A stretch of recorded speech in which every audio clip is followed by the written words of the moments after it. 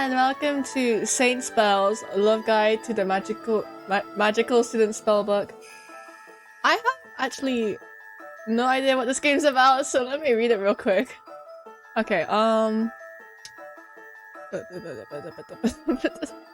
join us in our special Valentine's Day release of Saint Spell's very own dating simulator.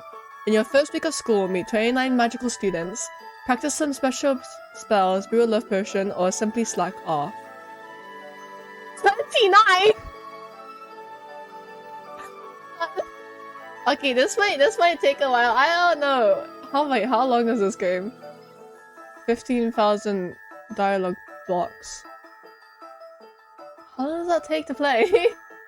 How long is this game? Oh wow. So I'm just gonna play, and if it gets up to like an hour, then wait, actually let me like search it up on YouTube. Maybe people have played it before. 4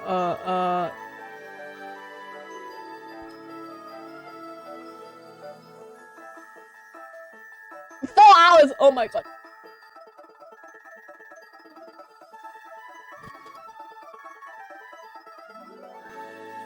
Okay.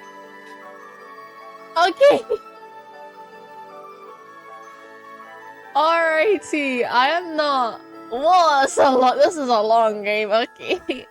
Okay, so when it like hits like a point where I can stop, I'm gonna stop. Alright. Okay. Is it preferences? Okay. Let's play. Okay. Saint Spell Conservatory of Magic. A well-renowned school known for its vibrant student body and illustrious alumni. I don't know what that means. It hasn't been that long since you were discovered to be a spellcaster, someone incapable of wielding magic. Right? One day you're a mundane human, and next a practicing witch. Sound like Harry Potter, innit? In this day and age, it was especially something that came as quite a surprise. Yeah.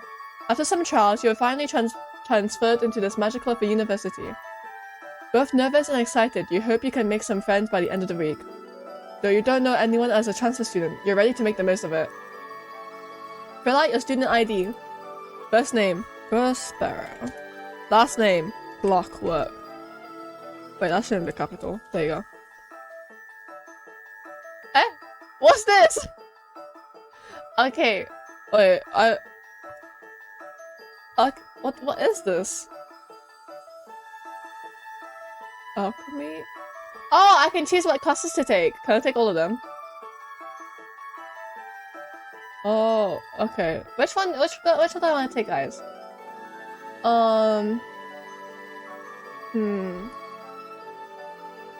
Healing? Cause every game I play I'm a healer, obviously, cause what?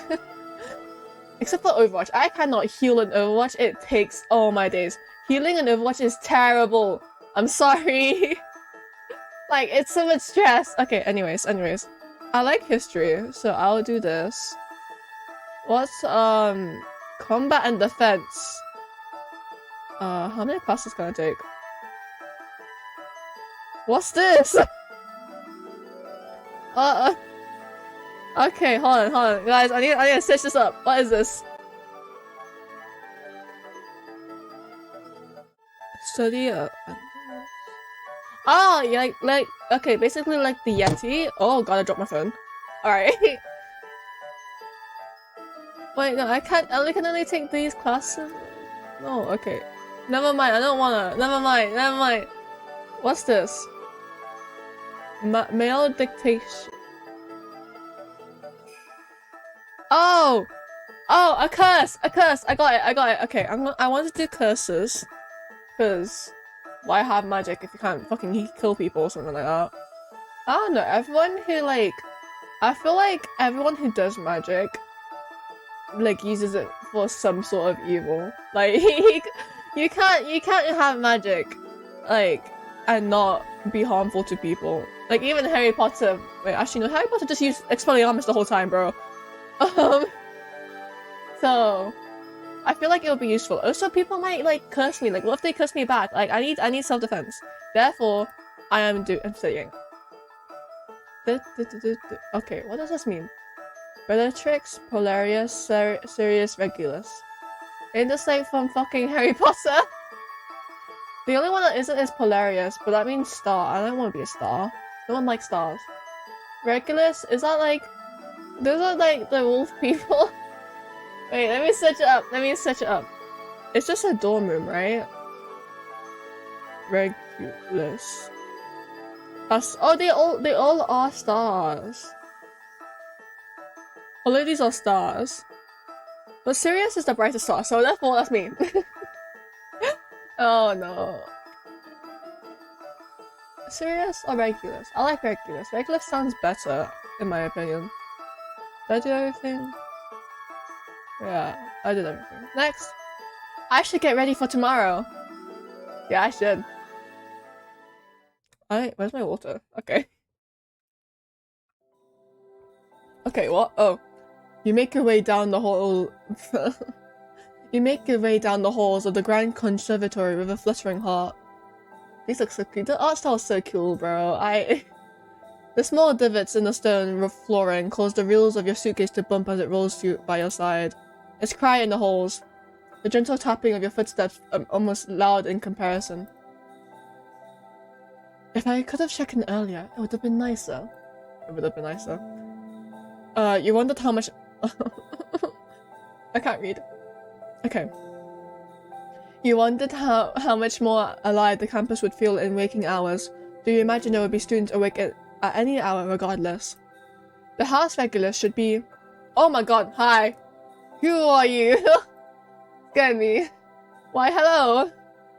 Oh, I don't know what they sound like. Hi. Perhaps too caught up in the new environment, you haven't noticed the dark-haired anima approaching, seemingly coming out of nowhere. You're new, aren't you? It's a wild smile. His sharp teeth reflect the light. It takes a moment for you to respond after your initial surprise. Oh, yes, I am. You are. He giggles at your response, though you're unsure of what he finds so amusing. Don't be shy now. I'm Bugbear. Stupid name! Bugbear. Exactly, it's so stupid. What kind of name is that? Exactly! You can't tell if his parents were exceedingly eccentric or if he's playing you a fool. Though you suppose you can spy Bear is hidden among the mess of his dark hair. Like here, right? Like here. I'm part of the new students welcoming committee, so of course I'm here to welcome you. You creep me out, buddy, no offense. Welcome, and welcome to the wonderful Saint Spell. The magical conservatory with secrets abound. The mysterious witches, friendly anima, angelic siphrums. Isn't that angels? Devilish, fiendish, and beautiful clockhearts aplenty. Clockhearts? Like me. Dance and sing your hearts fill. Love them, hate them, befriend them all. Bugbear crooned, beginning his one-man cheer team while clapping. Okay. You suppose you feel welcomed? I don't feel welcomed. Thank you. His red crescent-shaped eyes bore into you rather intensely.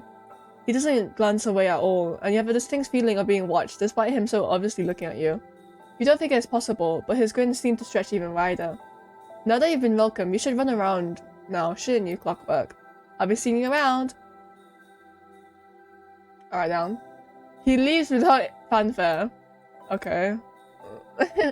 Hey. Hey! Is he not going to help you actually check in? What kind of welcoming committee is that? You give a disgruntled huff, but stroll further down the hallway. You'll find the campus mat at some point, you figure. Right, we're walking. What?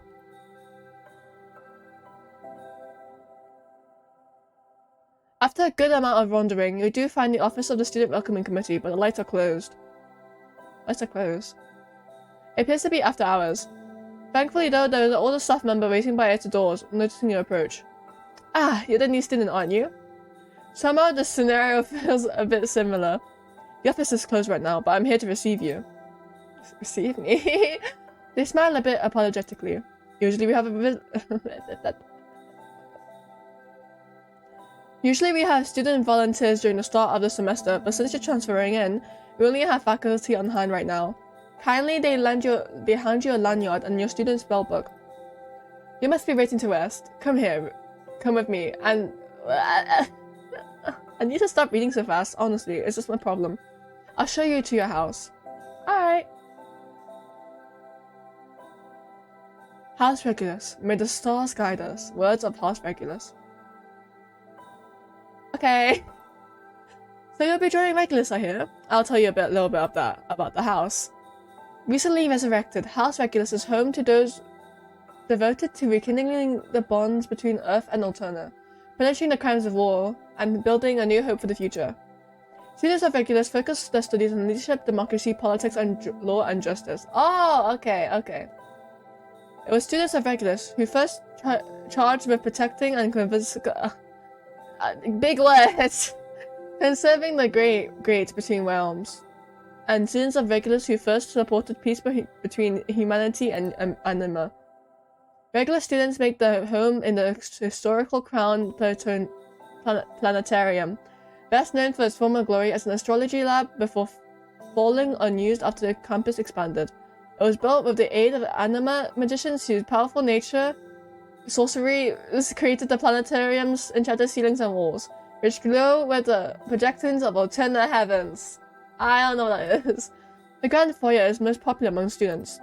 A large circular room displaying a high domed ceiling, reflecting the skies across the realms, the common location for scattering pillows and blankets ready for all-night study sessions. At present, I got a ping. Anyways, okay. At present, regular students are welcome to take up residence in any of the planetarium's old rooms, most of which remain outfitted with their own stargazing windows. The house Herald. Oh no. Herald. I feel like I'm in class and I'm trying to fucking read, bro. Herald. I feel like I'm in primary school, like, trying to read. That word, right? It's a black rose. And students wear deep ebony crest on formal dress days. Since it's getting late, I'll get you checked in now. Welcome to Regulus. Yippee! Reaching your dorm room, you begin to settle in. Despite the strange first encounter, you can't wait to see what Saint Spell has in store. Oh! Alright. Today is Monday. Stats. I have stats? Okay. You have some free time until your next class. What do you do? What's this?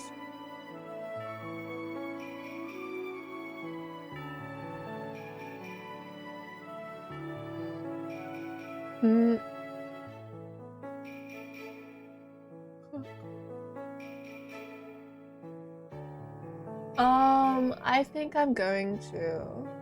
What stats do I have? Intelligence 1, strong, good, bad. I am going to cook.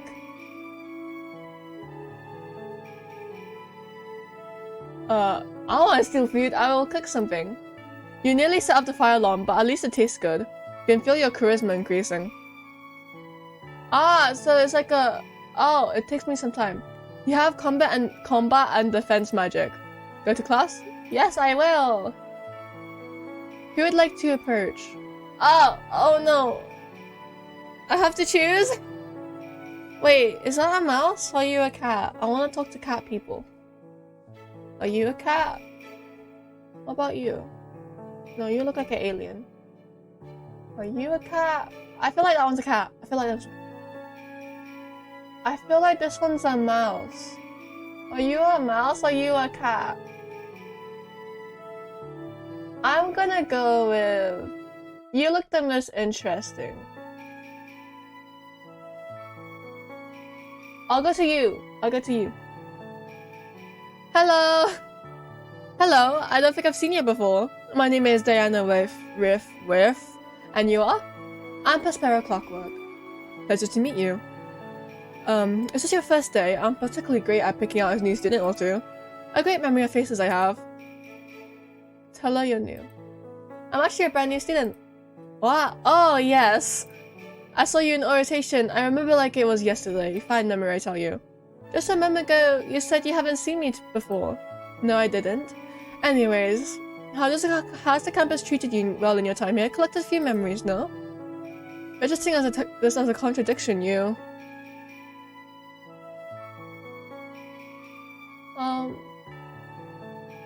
Call her out directly! No, she'll probably hate me. I don't want her to hate me. Well, I hate her, so...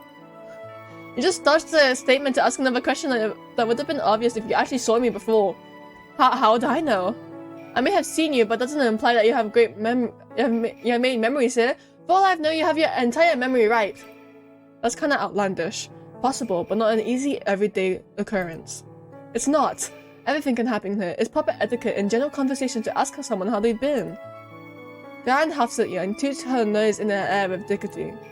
How about you then? What's your university experience like? Huh? It's perfectly fine. The happy-go-lucky grin looks a bit forced there for a moment, but she recovers. Definitely a lot of memories to write a book, but I won't. Okay. Enough to write a book? Are they interesting? Absolutely.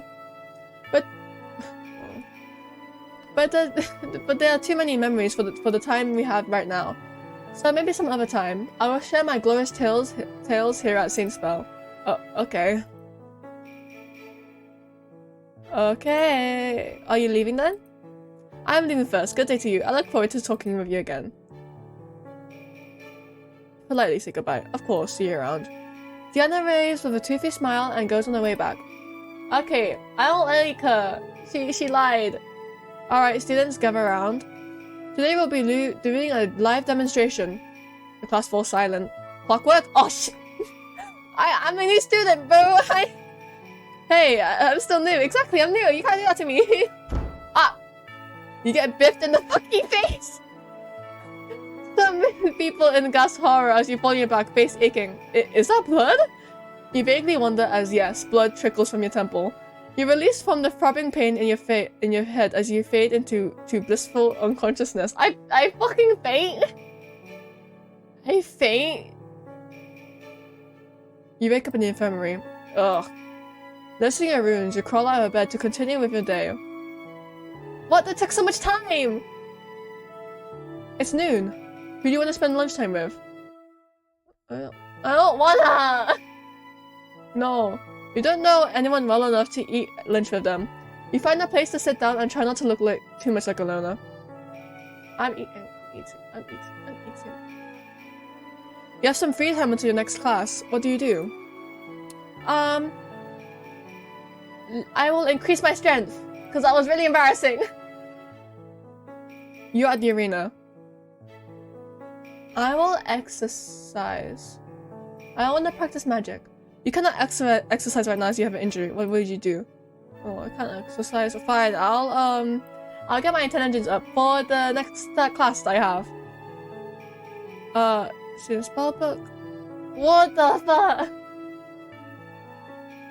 Wait, awesome. Yeah. Okay, these are all the people. There's some, like, devil guys, I think, or girls, or women, or people. They look so cute. Oh! So, scenery gallery. Oh, this is so useful. Scenery gallery. I like this music.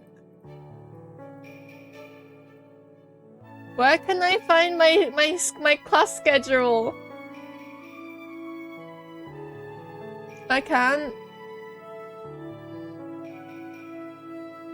I just gotta trust it, I guess. You're in the library. I will study. The smell of books is comforting you as you scratch away at your notes. The cozy atmosphere helps you focus on your work for History of the Magic. I can have that. Okay, I have History of Magic next. You feel like a better student. Okay. Because you have trouble with the material in class, you decide to ask someone to teach you. In your delight, she accepts, and here you are now, sitting just a hair's breadth away. Oh, that takes so much. You have History of Magic. Go to class? Yes, I will go to class. Who would you like to approach? Oh, you're the demon boy that I saw before. I should go to you. Or you. A demon boy. Well, mind your own business. You hear distressed muttering. Ah, are you a demon? I don't know if you are. Maybe more like a dragon. How did I get this question wrong? I thought I saw this somewhere in the book. A fiendish is agonizing over a piece of paper not too far away. His tail swishes back and forth like a cat's. Cat, cat, cat. Okay, okay. So you can't make out all the text. You can see History of Magic stamped on the top. When he lowers the quiz, you catch a glimpse of a sad-looking score. The student looks rather preoccupied with it. I will approach you. Maybe we can stay together. You approach him, but he doesn't seem to be aware of your proximity. How do you get his attention? I don't wanna touch him, so I'm just gonna keep my hands to myself. Excuse me? Ah! He jolts in place with a yelp, whirling around to face you. When he gets over his initial shock, his eyes narrow with suspicion. Who are you? What do you want? Oh, I'm sorry, bro. I didn't mean to scare you. Explain how you overheard him and spotted his quiz. His expressionless turns glum. Oh, this. He limply races the sheet of paper. I've been having a hard time in History of Magic. Most of my classes actually, but this one in particular. I think at this rate I'm going, I won't be able to pass my future assessments. The situation sounds rather dire, especially if his grades look anything like his quiz grade. Other quizzes and exams are fast approaching. Perhaps you can offer some assistance to get his grades above passing? How about we study together? Let's be nice. You're not good. What? You're not a good enough student to make such an offer. Maybe. No, wait. Maybe you should try studying harder.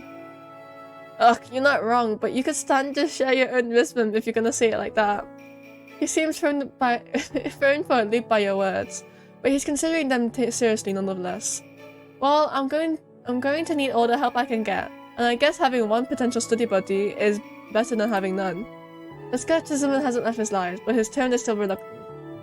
Let me ask you one thing. When you came over, were you expecting to get something out of talking for me? No, why would I? I just saw your horns and it was really cool. Like, look, I have horns. I have horns too. I'm gonna keep them on. No, why would I? He narrows his eyes, but his gaze is less sharp now. It's nothing. I was just curious. I'll take your word for it. He stands and offers a hand. I'm Simon. Sorry for not introducing myself earlier. You know what I find really cool? I like this moon phase thing. I find it really cool. I was distracted by it, sorry. What's your name? You shake his hand after you introduce yourself. Let's meet up soon, and I can go over what I need help with.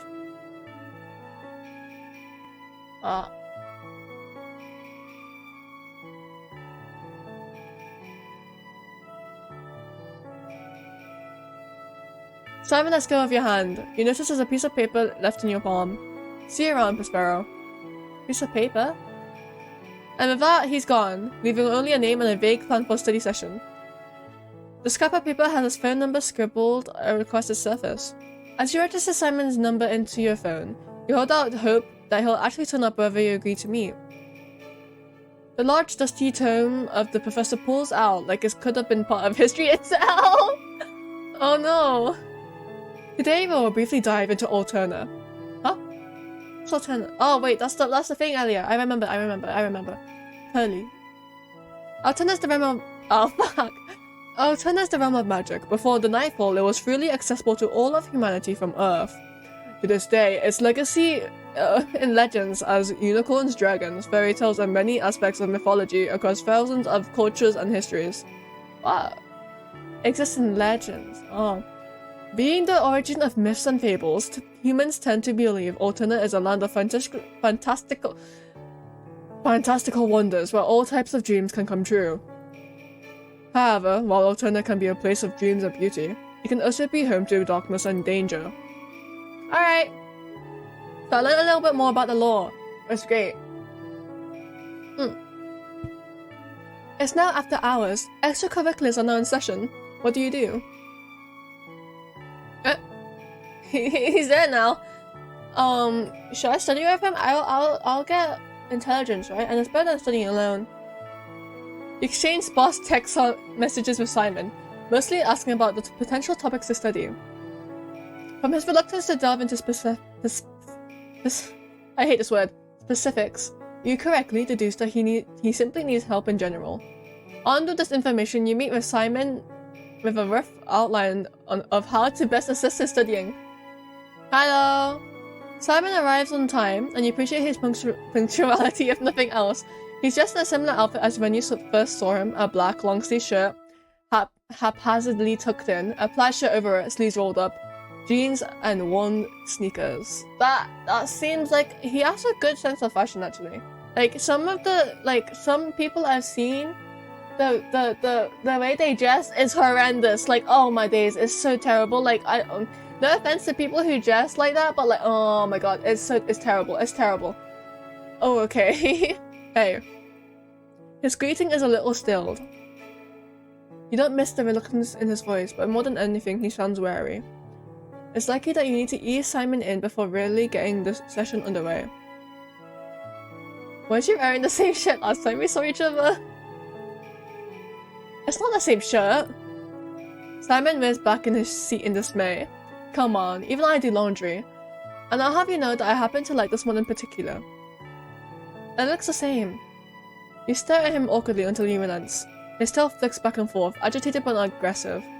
Simon relents, looking aside. I like plaid, end of story. Good for you. Now about page 52.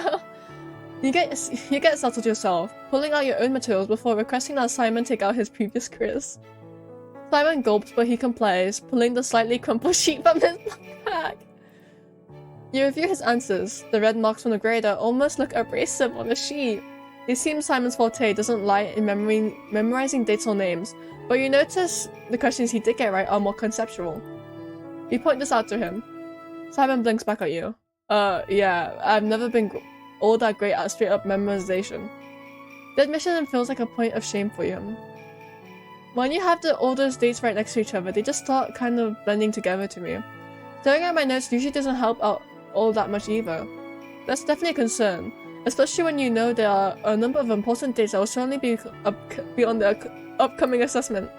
You consider what Simon just told you before going through your supplies. From your own bag, you retrieve pens and blank note cards. Yes, flashcards. Oh man, I haven't used these in years. Simon's remark comes off as joking, but you raise an eyebrow. This seems to be enough for him to give another confession. Well, I wasn't always good at studying in advance, so flashcards always felt like extra time and effort. Well, there's no time like the present. Unless you have a better alternative, I'll be nice to him. Simon rots a bit at your words. Well, no, not really. He's honest about it, if nothing else. He takes the note cards and pens from you. I don't know. I guess we'll see if this works. You guide Simon through making effective flashcards. One stack is for dates and the associated events. The second stack is dedicated to events and the corresponding details. Simon mutters out what he writes as he makes the cards, sometimes drumming his fingers against the table thoughtfully. Once he's done, he starts to go through the cards. Don't discourage every time he doesn't know an answer. You push him to continually review. He gets through the event detail faster than the date event cards. Once he's done with both, you take both stacks and shuffle them together into one deck. Simon lets out a dread-filled eep as he watches you. We'll take it one card at a time. One card at a time. Simon repeats after you. He breathes in deep, then rubs his hands together furiously to psych himself up. Okay, here goes. It goes a little slow at first. Simon cringes with every wrong card that you set aside to be reviewed in a subsequent round. However, he restills himself every time and you keep going. As you talk through the information with every card, Simon slowly starts to get a better handle for recognizing the information. By the time you get all the cards that he missed in round 1, he's sitting up straighter and is visibly more attentive. The second round goes faster, and Simon dwells less on his misses. It takes around another 2 rounds after for you to get through all the cards he made, but at the end he lets out a cheer. I did it! Oh, he's quick to amend the statement. With your help, of course. Yeah, of course, of course. You hand back the flashcards to him. This is already to go. This is already going to go way better than my last quiz. I have a good chance of passing. Why start off for just passing? Simon whoops one horn, a little skittish. Oh, well, come on, you gotta set these goals incrementally, right? If I set my expectations too high right off the bat, it's gonna suck when I don't meet them. Yeah. With that, you decide to conclude your session there. You point Simon to other handy resources for making physical study guides and other techniques he could try on his own.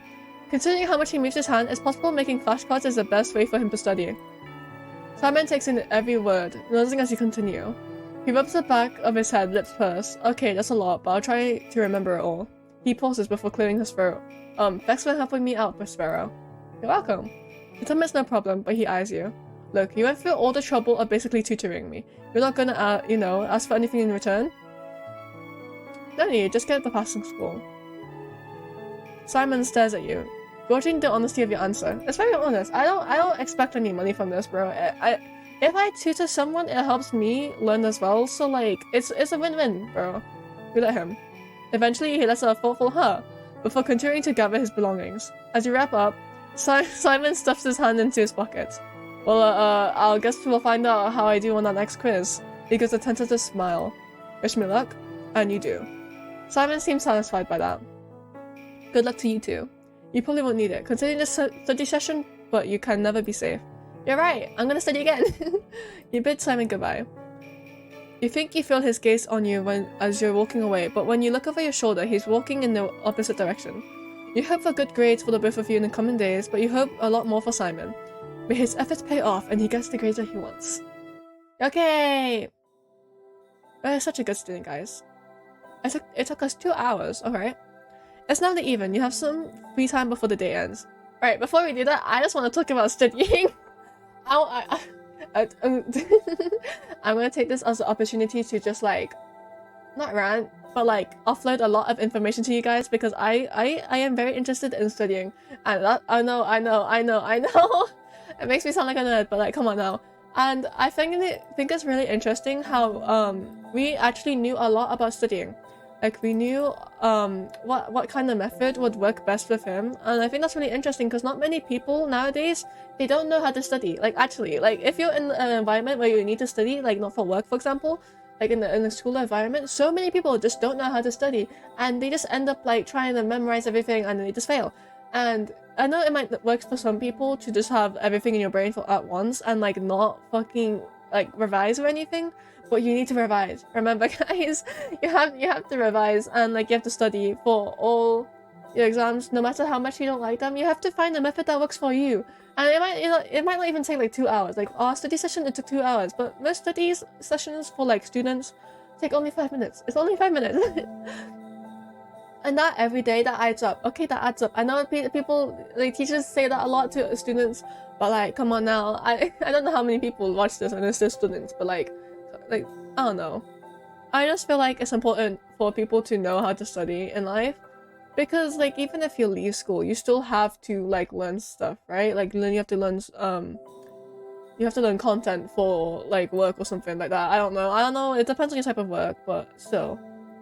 So like doing that and like knowing how your brain works as an individual and like adapting to that's really cool, right? Like you can literally make your brain, like force your brain to learn something, because yeah. Anyways, okay, we have free time. Wait, he's still an option? I don't. What am I gonna do? I don't want to study with him again. Oh, take a bath. I'm gonna study. I'm gonna study. You in the library. I will study. The smell of books is comforting as you scratch away at your notes. The cozy atmosphere. Okay, yeah, we read this before. Intelligence increases and better student increases. Oh, it's Granera. Huh? Her radiant visage blesses your vision. Her chestnut hair, her gentle hands, you admire Granera from afar, another sweat pricking the back of your neck. Memories of your head laying in her lap is... When does this happen? It's set into your brain, and you can't help but long for it again, searching for the nearest wall to induce a concussion on yourself. Maybe that way you can end up in the arms of an angel again. She's so... I have a crush on her! You never thought it would happen to you, but you can feel your heart rate picking up, red filling your cheeks. She hides a smile behind her hand, having found something to her liking. Could this possibly truly be... It's love? You shout, no longer able to contain your feelings. Your sudden outburst startles the students around you, but Grenera is too preoccupied to notice and pump the bell. Raises for your vision. I didn't know she was a love interest, bro.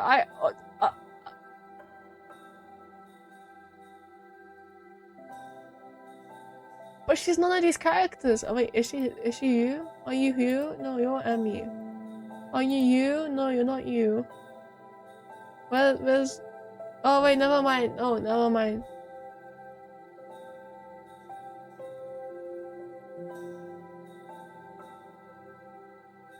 She's none of these characters. Oh wait, she is! She is! Oh my days! Hi. Oh, hello. Wait, there's images? What? Oh, maybe they're like for endings if we end up with them. Okay. Monday is now over. I didn't take a bath. I feel stinky. No. Today is Tuesday. You have healing. Go to class? Yes, of course I go to class. Who would you like to approach? Some of these people are my other class as well. It's her. I have a crush on her. But I feel like if I did have a crush, I would be too nervous. Well, actually, I'm never too nervous. I always want to approach my crush. You! You're spaced out as you make your way around, wide-eyed in the new setting as you try to learn the campus. So there is the... and over there. But out of nowhere you feel an impact to your face! A hand flies up to your nose to clutch at what feels like an onset of a nosebleed. Blurrily opening your eyes, you see, is that a pair of horns? Oh, it's not a cat. You're a goat. Ouch. Sorry about that. These horns don't have eyes, so it's kind of hard to see what's going on. You look curiously at the horned animal, listening to his upbeat speaking. I haven't seen you around here. My name's Billy Fawn, but everyone calls me Billy. Alright? Like a goat kid? You take it away from you take a hand away from your bruised nose to offer it. I'm Prospero. Billy shakes your hand very enthusiastically. So, are you a new student or something? Yeah, I'm new. I just arrived at campus not too long ago. Was trying to note down the directions a bit. Oh really? Where are you from? I'm in Bellatrix if you ever want to find me for some help. Not anyone special, but this place is crazy. It's going to take me forever to learn everything. He laughs. It's real different here, ain't it? I'm from a goat village. No, I knew it, he's a goat. In the mountains. There's a lot less mountains here, but the towers are an okay substitute. A goat village, huh? You nod curiously. Oh, actually, I got to go now, but it was nice meeting ya. You wave as he departs as quickly as you arrived. Wow, thank you. Of course. Please stay safe out there. They kindly smile up to you.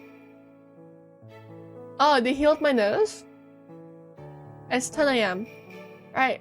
You're done with classes for the day. What to do? Oh, for today? I will study! I'm gonna study again! You're in the library. I'm gonna study again! It's just an excuse to see her again. You're in the library, cramming on homework that's due soon. The nice thing is that during this time of day, the library is mostly empty, so you can really get in the zone. However, the soft sound of sniffling pulls you out of concentration. Or you try to ignore it for a few seconds, the soft crying persists. Putting a pause on your homework, you follow the sound to a frail-looking man with soft features. Hi! He seems to be somewhat emotionally distraught, tears dripping down his face at an alarming rate. Not even sure he can properly read the book he's holding, with the amount of liquid his eyes are producing. Hey. Hey sounds more natural. Hey, you seem upset. Are you okay? The man startles at your voice and looks up. Oh, sorry. This play that I'm reading is really sad. I can't help but get emotional over it. I'm sorry. So sorry if I disturb your work. I can't do all these stutters. I'm sorry. I do stutter a lot, but it's not like I can't just force it. Out of curiosity, you glance down to see what the man could be possibly be reading to cause such a waterworks display. Oh. You see that he's reading Romeo and Juliet and the Werewolves. The popular play that's been performed for Polaris' feet during Walpurgis. This is like German. Walpurgis Nights. I butchered that. I'm so sorry. I'm so sorry. I like how interesting it is. I like Romeo and Juliet. How interesting it is. I don't like the play that much. It's kind of boring in my opinion. Like she dies or something. I don't know. You're reading Romeo and Juliet and the Werewolves? It's a pretty interesting play, but nothing to be stopping over. Is there something wrong with you? Oh no, you want to make a harmless comment on the play? You aren't supposed to be that rude. The man is crying even harder now, but his stereo face is kind of cute. I'm sorry. I cry really easy, and I really like this play a lot, so major character deaths really get to me. But I was actually shaking now. You want to salvage the situation, but with the state he's in, you're not sure you can right now. Plus you still have homework to finish. Maybe if you get your name, you can make it up to him later. Yeah, clearly. What's your name anyway? That could have come out a little nicer. Why am I so mean? My name is Barnaby.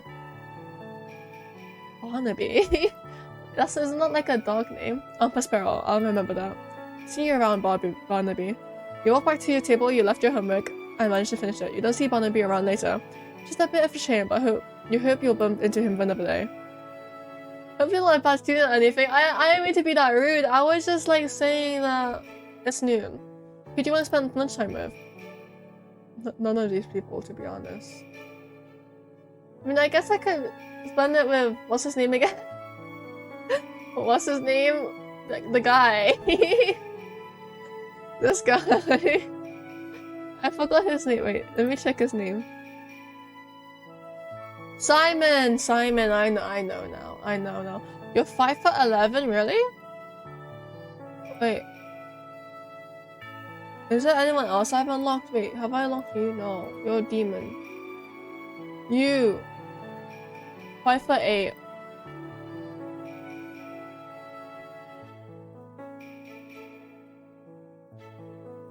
I'm like just pressing buttons. You. Oh, she's not a cat, she's a fennec fox. My bad. 5'6". What? He's tall. I don't know why that matters, but he's taller, guys. You? I don't even know your fucking name. Right. Oh, right, this guy. Wait. 5'10". Yeah. So, is 5'11" tall? Really? I never thought it would be that tall. I don't want to hang out with any of you guys. Sorry, my bad. You don't know. Wait, shit. The other guy. How tall is he? I think it just helps me better if I can like see how tall you are.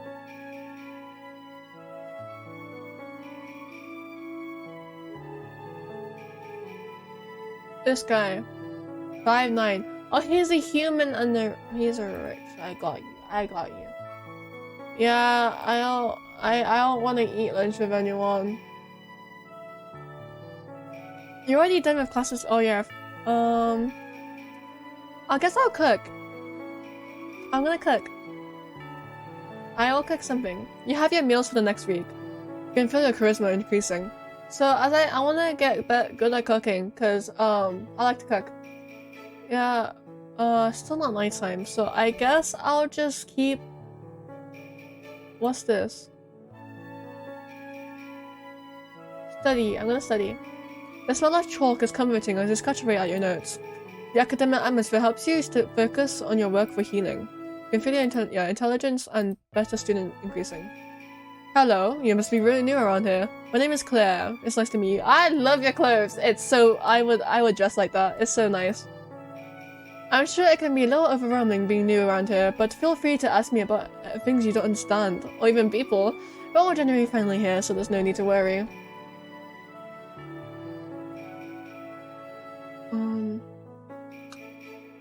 Who are these people? Who is Elena? Who is Irene? Who is Luca? Maybe the houses. I'm a bit interested about the houses. St. Spell consists of 4 houses. Until recently, there were only 3 that were actively taking in students: Bellatrix, Sirius, and Polius. But from early days of the conservatory, there was a 4th, and it was recently re-established. Regulus. That's the one I'm in. Each door house has a dormant flower that represents him.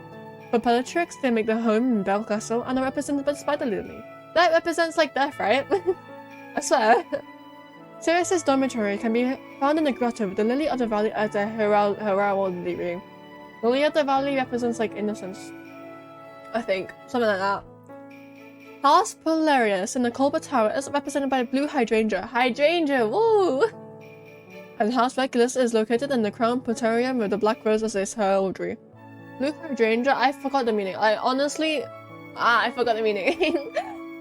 My mind's blank right now. I have a book of flowers actually. Should I go get it? Wait. Where is it? What? Where is it?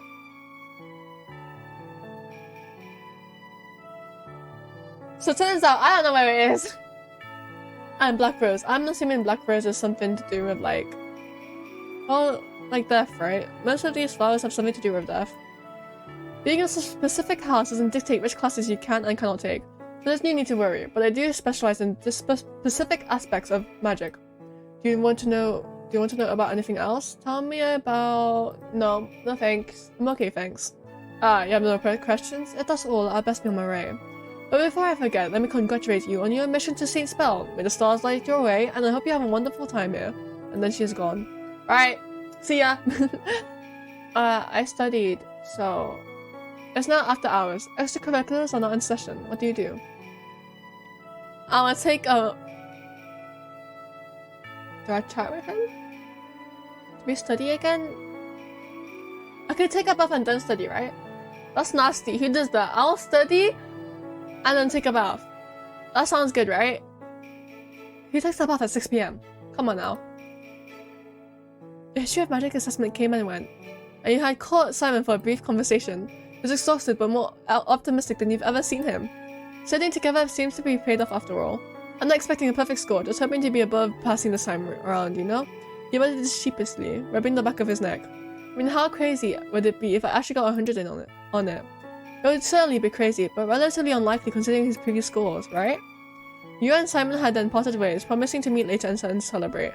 Though you arrive on time, Simon appears to be running late. He doesn't answer your messages, and you briefly consider calling him. As his thumb hovers over the phone button for his contact, you hear footsteps.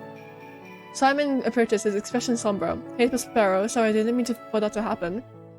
He's dragging his feet, his shoulders are slumped, and his tail trails behind him limply. Oh no, what happened? No, what happened? What happened? Is everything okay? You don't look good. Simon opens his mouth, then closes it. It's obvious that he's not feeling well, but at least you're giving him a chance to explain himself on his own accord. No. Simon fishes out a quarter from his pocket and starts to rub it between his fingers agitatedly. I got called in by the professor. What? The good news is I actually got full points on the last History of Magic quiz. Good job. That's actually... Oh my god. You congratulate Simon. And he briefly smiles before immediately dropping any semblance of positivity. The bad news is, well, his eyes drop to his shoes. Oh, let me guess. The teacher thought you were cheating in it. Because you got such a perfect score after getting such bad grades. His hands stop moving. He puts his coin back in his pocket. The professor thinks I cheated. Obviously! Student investigation has started an investigation of everything. Bad news indeed. You can see how a sudden jump from low grade to 100% could be suspicious. You could personally attest to Simon's effort while studying together. You ask him if he did, in fact, cheat on the quiz after all. Simon gaze snaps back at you, eyes burning bright with indignation. Of course I didn't! Yeah, why would you assume that, guys? His outburst startles the both of you. Simon looks away, hands balling into fists. I didn't. Of course, you put so much effort into that quiz, and being accused of cheating like discount all the effort. So I honestly understand why you're mad. Like, he repeats quietly as if to convince himself more than anyone else. Does he need, is there anything I can do to help? It probably isn't in your best interest to get directly involved. The last thing I want is you to get suspected too. Despite this, Simon smiles slightly at you, but I appreciate the thought. Not a lot of people have done that for me, you know? Yeah, I would have gone. Fuck off, I'm gonna testify, bro. Simon takes deep breaths. You can tell he's trying to remain as level-headed about the matter as he can. Finally, he finds the words to keep talking. I'll be given a chance to explain my side of the things. If what I say corroborates with the practice of observations and I'm in the clear, then they'll probably leave it at that. Otherwise, well, expulsion wouldn't be off the table. No, I'm not letting you get expelled, bro. Fuck off. The process sounds relatively straightforward, but knowing Simon, there's likely a catch that will make it more of a challenge to accomplish. But deflates. When I was first called in, I was already feeling nervous. I almost felt panic on the spot when the professor was explaining everything to me. Simon is unable to conceal the shame in his voice. As you can imagine, that didn't exactly help my case. If I act the same way when they're hearing me out, it'll probably be game over. You tried to reassure Simon. After all, he said he didn't cheat. At the end of the day, so long as he's able to explain his side of the situation honestly, there's nothing to worry about. But as you communicate this to him, his expression turns more and more subdued. He waits for you to finish. When you attempt to wrap up on a positive note, he simply stares at you before speaking again. Yeah, if you were my shoes, this will all be a walk in the park, and with it, he muses, walking you over. Meanwhile, people like me need to claw our way out of this kind of stuff without any safety nets. Simon's voice is low. Is this racism? Before you can ask him to clarify, his demeanor shifts entirely. Are people discriminatory against people with horns? No! His energy mysteriously returns. The somberness in his tone is gone. By the way, Prospero, did you see my message? The abrupt heel turn of the conversation gives you whiplash. It takes you a few... You switched up so fast. It takes you a few seconds to fully register the topic transition before clarifying that you don't know what he's talking about. I sent you a text last night. He says with furrowed brows. Do you not get it? You tried to reform that you didn't. And you're sure of that, but a pinprick of doubt nags at you. And thus so, you take a phone out and pull up your conversation with him to present as proof. You don't even have time to share the screen before Simon plucks your phone right out of your hand. He turns his back to you and walks a few steps away. You sure? I thought I sent it. That's weird. Hey, give it back. Okay. Simon turns around again, raising both hands in surrender. He hands your phone back to you, an unfamiliar glint in his eyes. I was going to give it back anyway. As you take your phone, you don't see any immediate signs that Simon had done anything to it. There's something about the weight that seems off.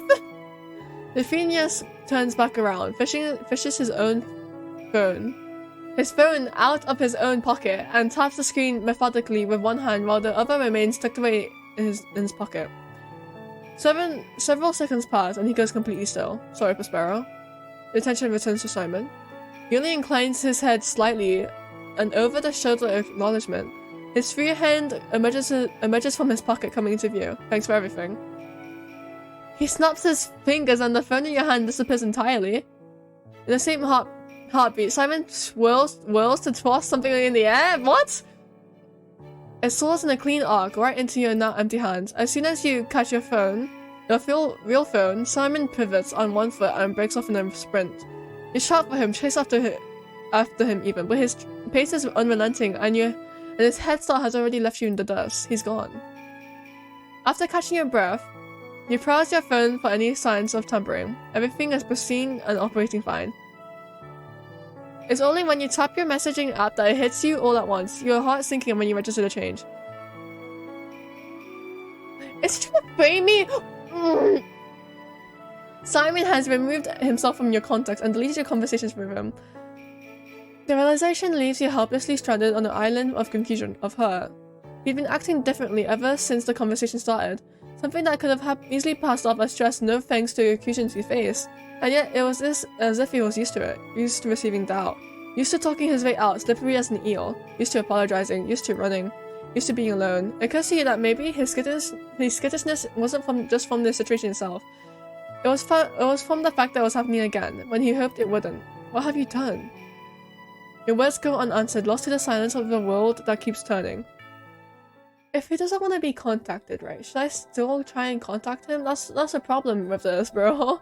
It's not the evening. You have some free time before the day ends. I'm taking a shower. I'm taking a bath after that. I'm sorry, but like, you're in the bathhouse. You get squeaky clean. You can feel your charisma rising. My charisma rises from... Who are you? Who are you, bro?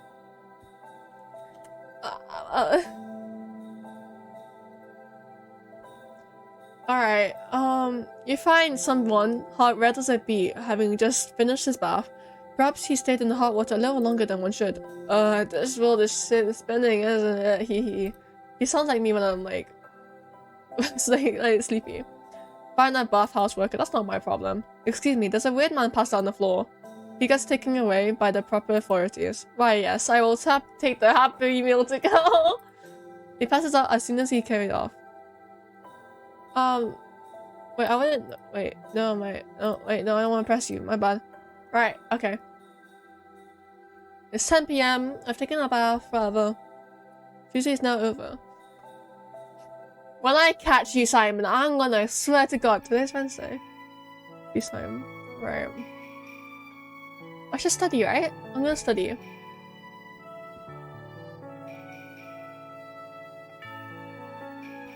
You're in the library. Study. The smell of books is comforting. Yes. We study, yeah.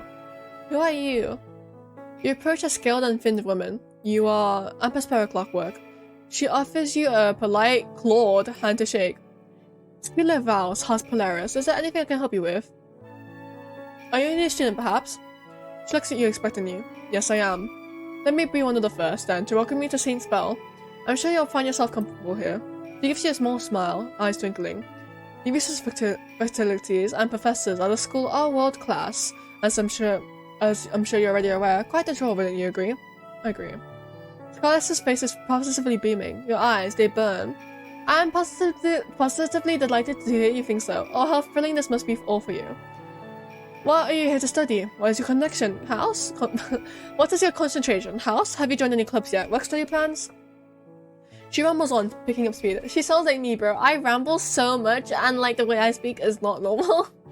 Like I ramble about topics that I find interesting. Like right now, I'm like fucking like rambling, and I like my brain goes too fast, so I like stumble on my words, which is why I find reading so like difficult, because like my brain literally goes too fast, and I'm like trying to keep up with it. And sometimes I'm like, oh, what am I reading? You have to stop her before it's too late and you're stuck here longer than planned. Oh, I actually have to get going now, but it was nice meeting you. God, she rumbles.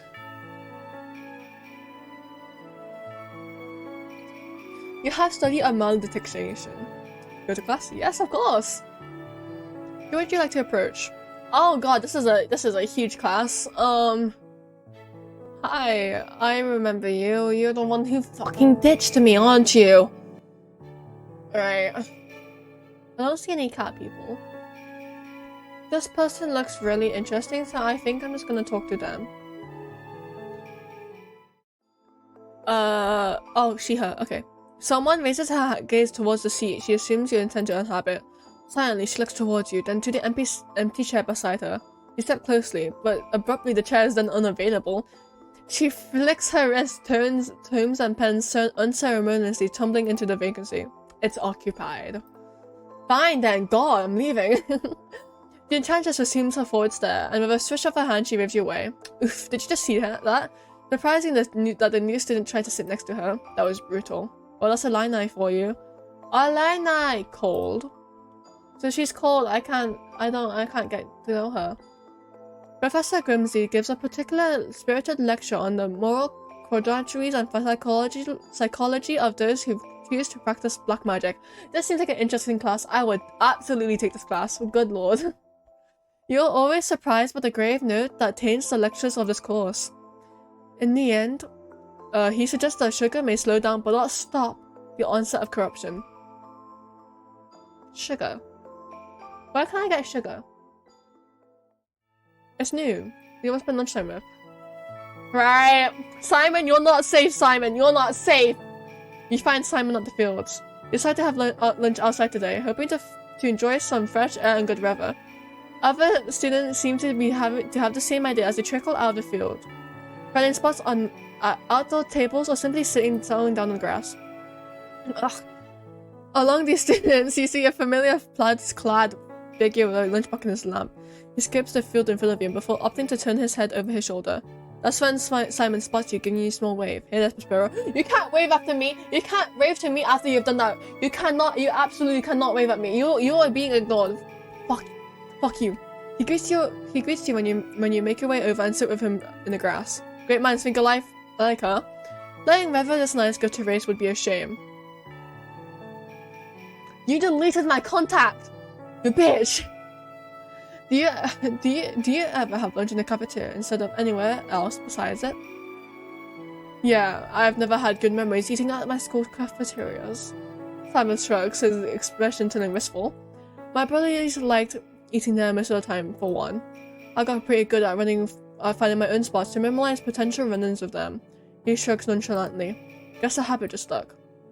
We both start eating, but even for a quick butter and jelly sandwich, Simon seems unusually quick to scoff down his food. He seems more conscious about his pace when he brings out a Tupperware box with the baby carrot and some dip. What's with the rush, Simon? Oh, there's no rush. Right now, anyway. His expression turns wistful. I juggled a lot of jobs before I came here, a lot of which had a pretty short meal period, so it just became a habit. I swear, okay. Simon munches on his carrots at a more leisurely pace, mindful of your words. He lapses into a comfortable silence. And as you end the near lunch period, Simon starts packing up his items. He starts hesitatingly, hazardly gaze your way. You also have lunch together again. It doesn't have to be tomorrow, but whenever you're up for it. Simon forces a chuckle. I think it's hitting me how lonely it can get, having meals by myself day in and day out. You deleted my contacts! I'll see when I'm available. Simon nods understandingly. My schedule is relatively free, so whenever you want to hang out, it should work on my end. Nothing skipping class can't fix anyway. Simon rises to his feet and stretches before picking up his lunchbox. This was nice, Prospero. I'll see you around, okay? You deleted my contact! Give me back your number! With that, Simon takes his leave. Give me back your number! You actual bitch! Am I already done with classes? What do I do? Okay.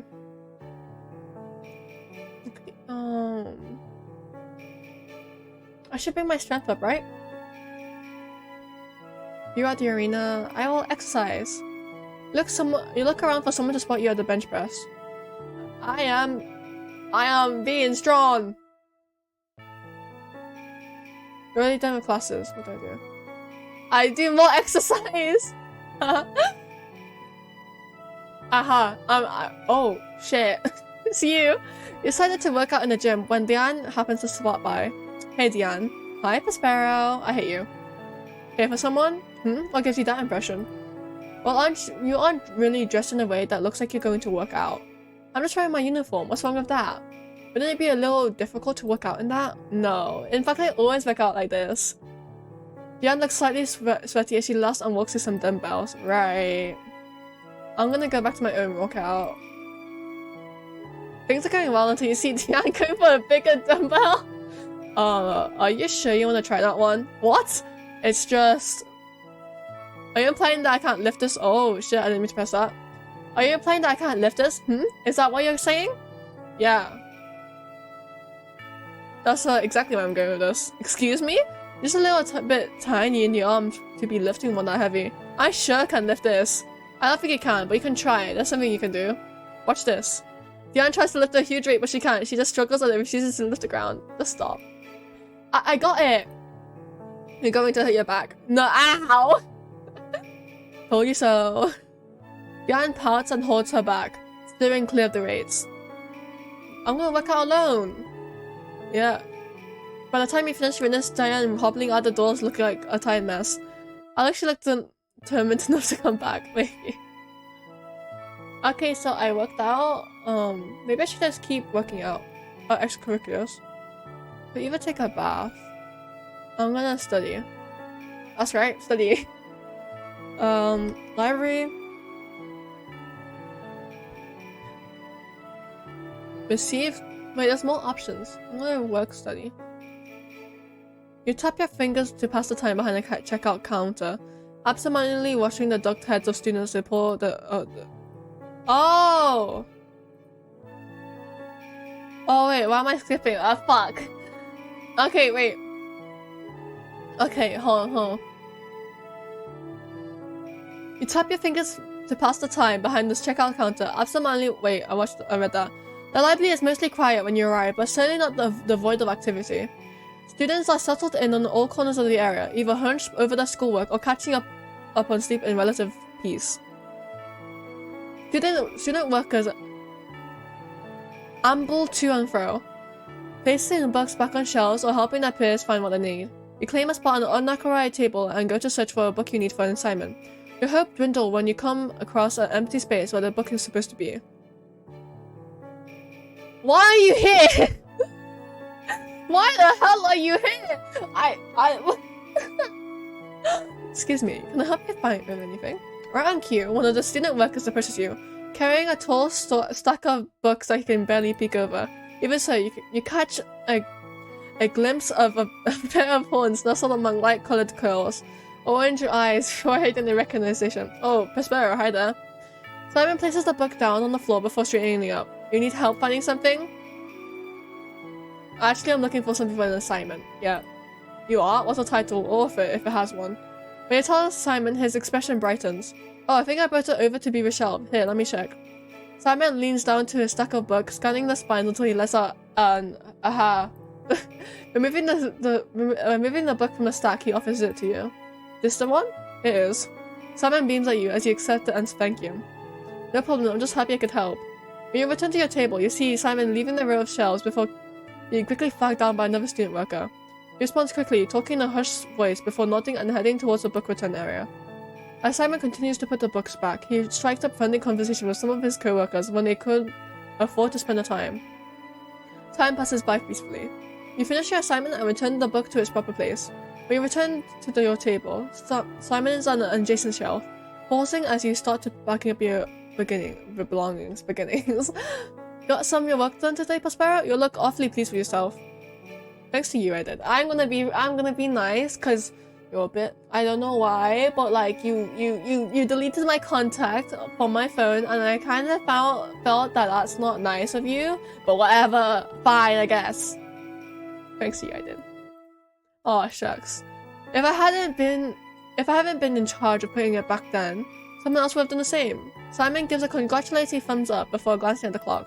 He sighs. I'll offer to walk back with you, but I'm still on duty for another hour. Maybe next time. He waves you off when you finish gathering your things and head towards the entrance. Have a good rest of your day.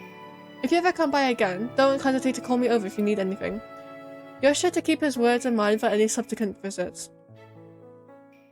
Right, what should I do now? It's now the evening, you have some free time before the day ends.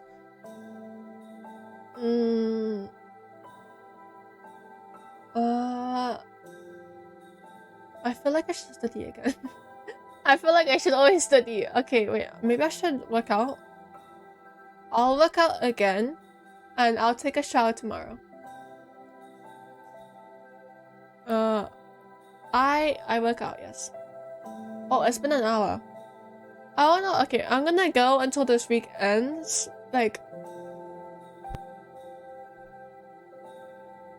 I'm going to end this episode when the week ends, if that makes sense. I don't know. And like, yeah. So, I don't know. Okay. Wednesday is now over. Today is Thursday. You have healing. So 2 days left. Go to class? Of course I'll go to class. Who would you like to approach? Wait, sheep boy, crying boy, bitch. Sorry, I don't want to call you a bitch. That's kind of mean. Liar girl. I'm so harsh. I'm so sorry. The girl I have a crush on. I haven't seen you. Or you. Or you. Or you. Or you. Right, no, this is the girl I have a crush on. Who are you? Well, I'll get to you. Ack! You're not sure how it happened, or who exactly was at fault. One moment you're heading to class, the next you find yourself on the ground with someone's belongings scattered at your feet. You look like an angel. You look like an angel. You're definitely a seraphim whatsoever. My sincerest apologies. You look up towards the voice and see a young man in a similar position to yourself, fretting over the accident. He's just in tie that seems very like, even for someone like you who's quite literally attending a prestigious med school. He's quite I just couldn't trick my spit. I just tricked my spit. I need to drink water. Oh god, I just checked on water. No water, my spit. He was quite frazzled by the accident, and it seems after putting the pieces together, he was the one you collided with. You aren't injured, are you? Pardon, my nose was in the book and I wasn't paying attention to my surroundings.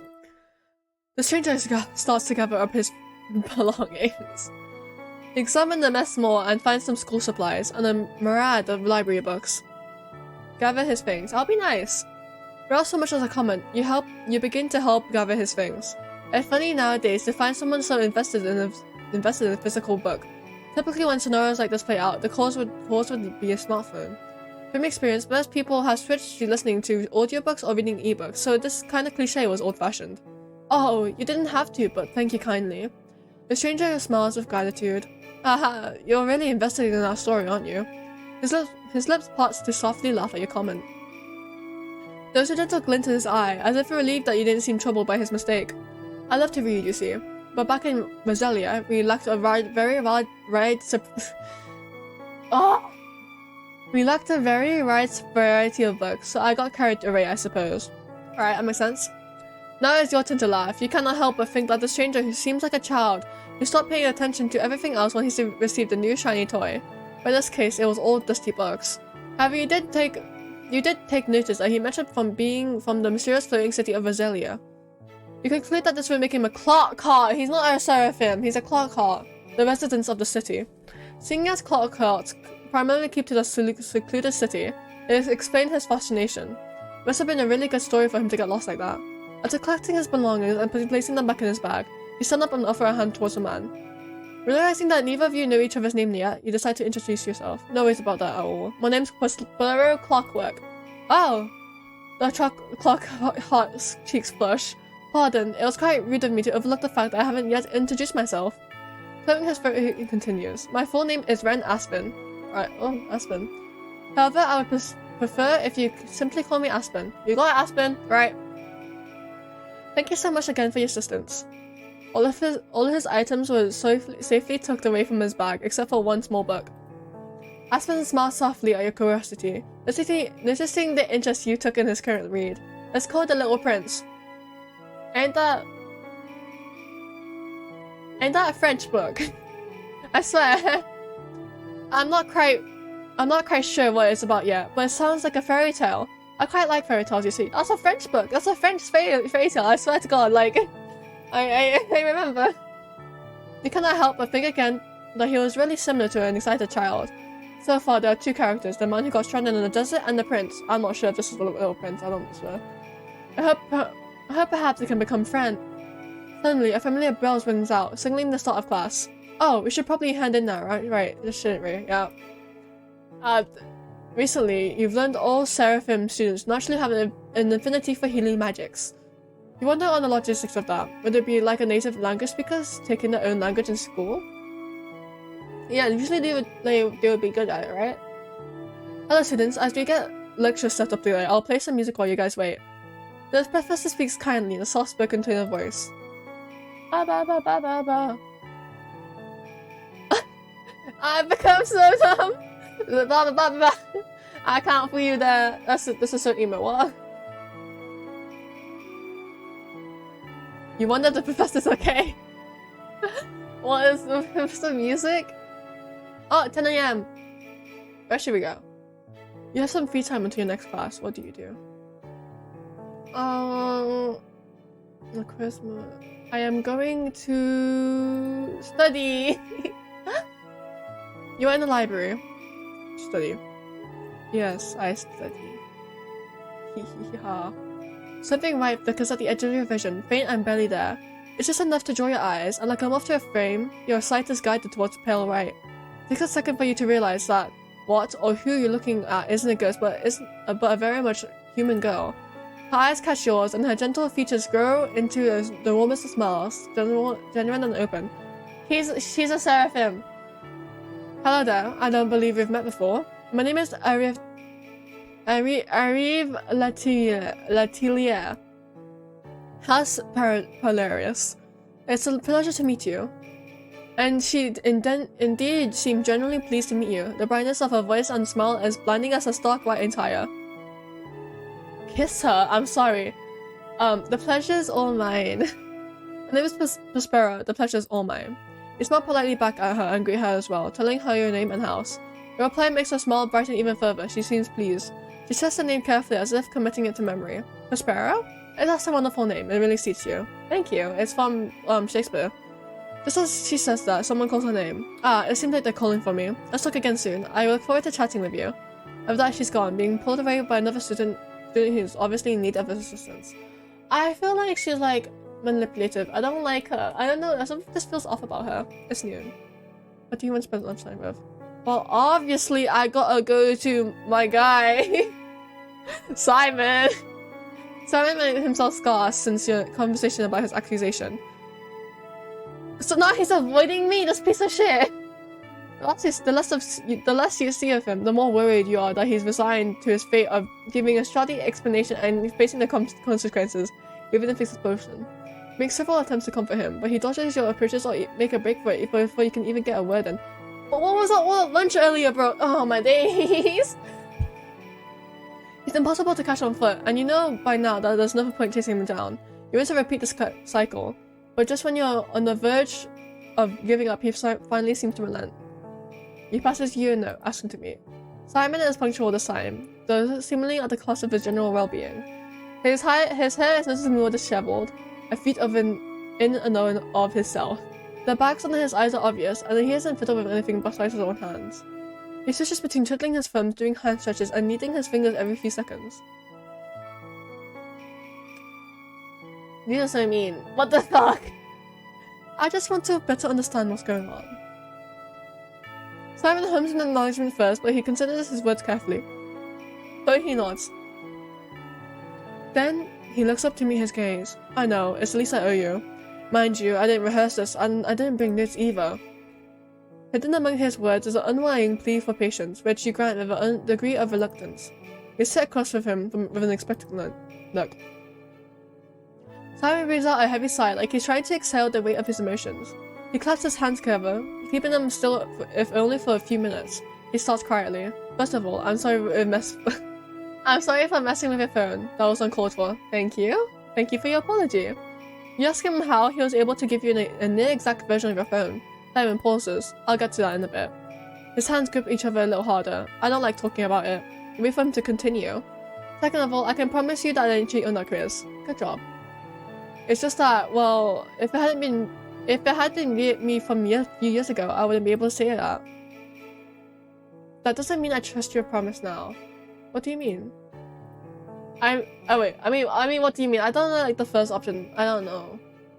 I mean, I didn't exactly have I'm a good egg on my resume. I've done some things I'm not proud of. He gauges your reaction.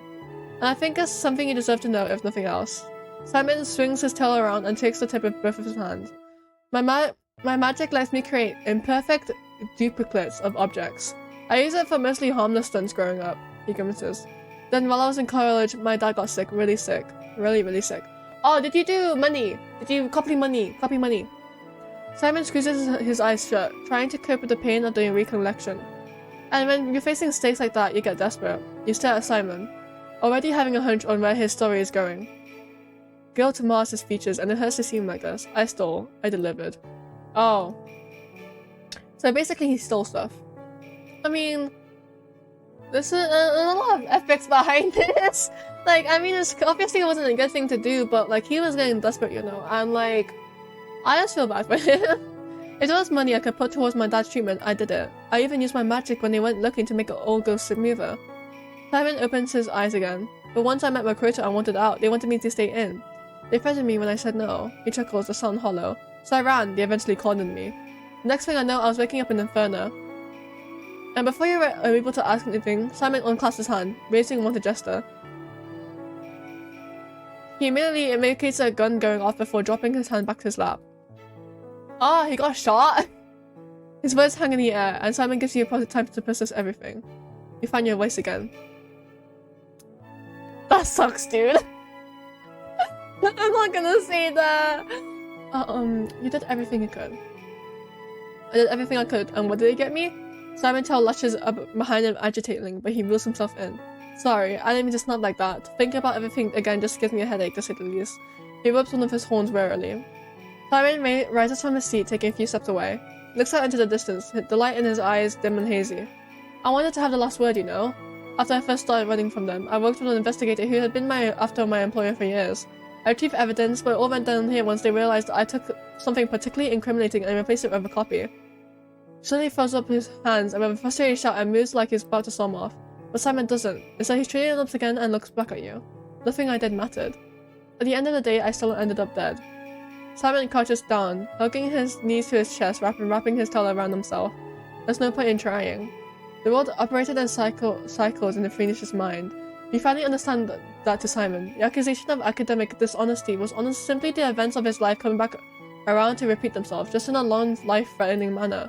The last time he desperately struggled to seek a way out, everything had gone awry, and Simon paid for it for his life. Now he simply resigned to simply suffer the consequences that came to him.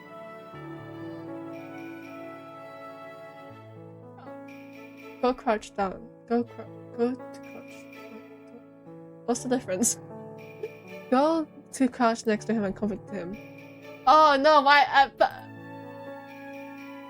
don't want to touch him. My bad. I don't know what that meant. My bad. I don't know if you're good to contact. He snaps his head to you, but he doesn't move away or try to bite your hand away. Slowly, he lifts one hand and places it on top of yours in his shoulder. I'm glad you're comfortable with that, but please, you could have just said so, man. Simon manages a weak smile before softly murmuring, "Thanks, Prospero." You stay like this for a moment. Simon doesn't say anything, and neither do you. He purses his lips, with the gears turning in his head as he shifts his focus back to the present situation. Worst comes to worst, explosion is better than dying again. I don't like Inferno, but I guess I can manage. Don't give up, things will be different this time. Simon looks at you almost incredulously. You can't know that for sure unless you got a future sight or something. Despite this, he relaxes at your words, his pessimism giving way to the tiniest spark of hope, but hearing it from you makes me want to believe it's possible. So it is possible, no one cares, right? He pauses then lowers his voice. That anything's possible. Simon finally stands, stretching out his legs. You stand as well, and Simon abruptly turns to you. Prospero, Though he falters, he pushes on, his resolve slowly but surely solidifying. I'm going to try after all. Good job! The statement isn't grand by any means, but it's a step forward in the right direction. Simon presses his hand flat against his thighs. I'd like your help rehearsing my statement, Prospero, please. Of course, you got it, boss. You got it. You give a salute to seal the deal, and Simon can't help but laugh. Let's keep up with that candid attitude. He jerks, his usual energy returning to his voice. I'm going to need as much of it as possible. Simon puts out his hand. When you take it, he shakes it firmly. You expect him to let go immediately afterwards, but he lingers. Simon squeezes your hand, your eyes meet. I won't let you down. You got it! He says, a promise made only for you. Can we pinky promise that though? Because that's more important. Like, this is a handshake. You told him you know you won't. Okay! That took 2 hours, seriously? Is your magic? I am going to class, yeah. Who would like to approach? Oh, he's here again! Hi, Simon! I don't know if I want to approach him again, though. I could, right? But do I wanna? I guess I'll just hang out with him again. You try to find Simon, but the professor's already starting the lesson, making you hastily take a random seat. Earth and Altina are joined by magical gateways.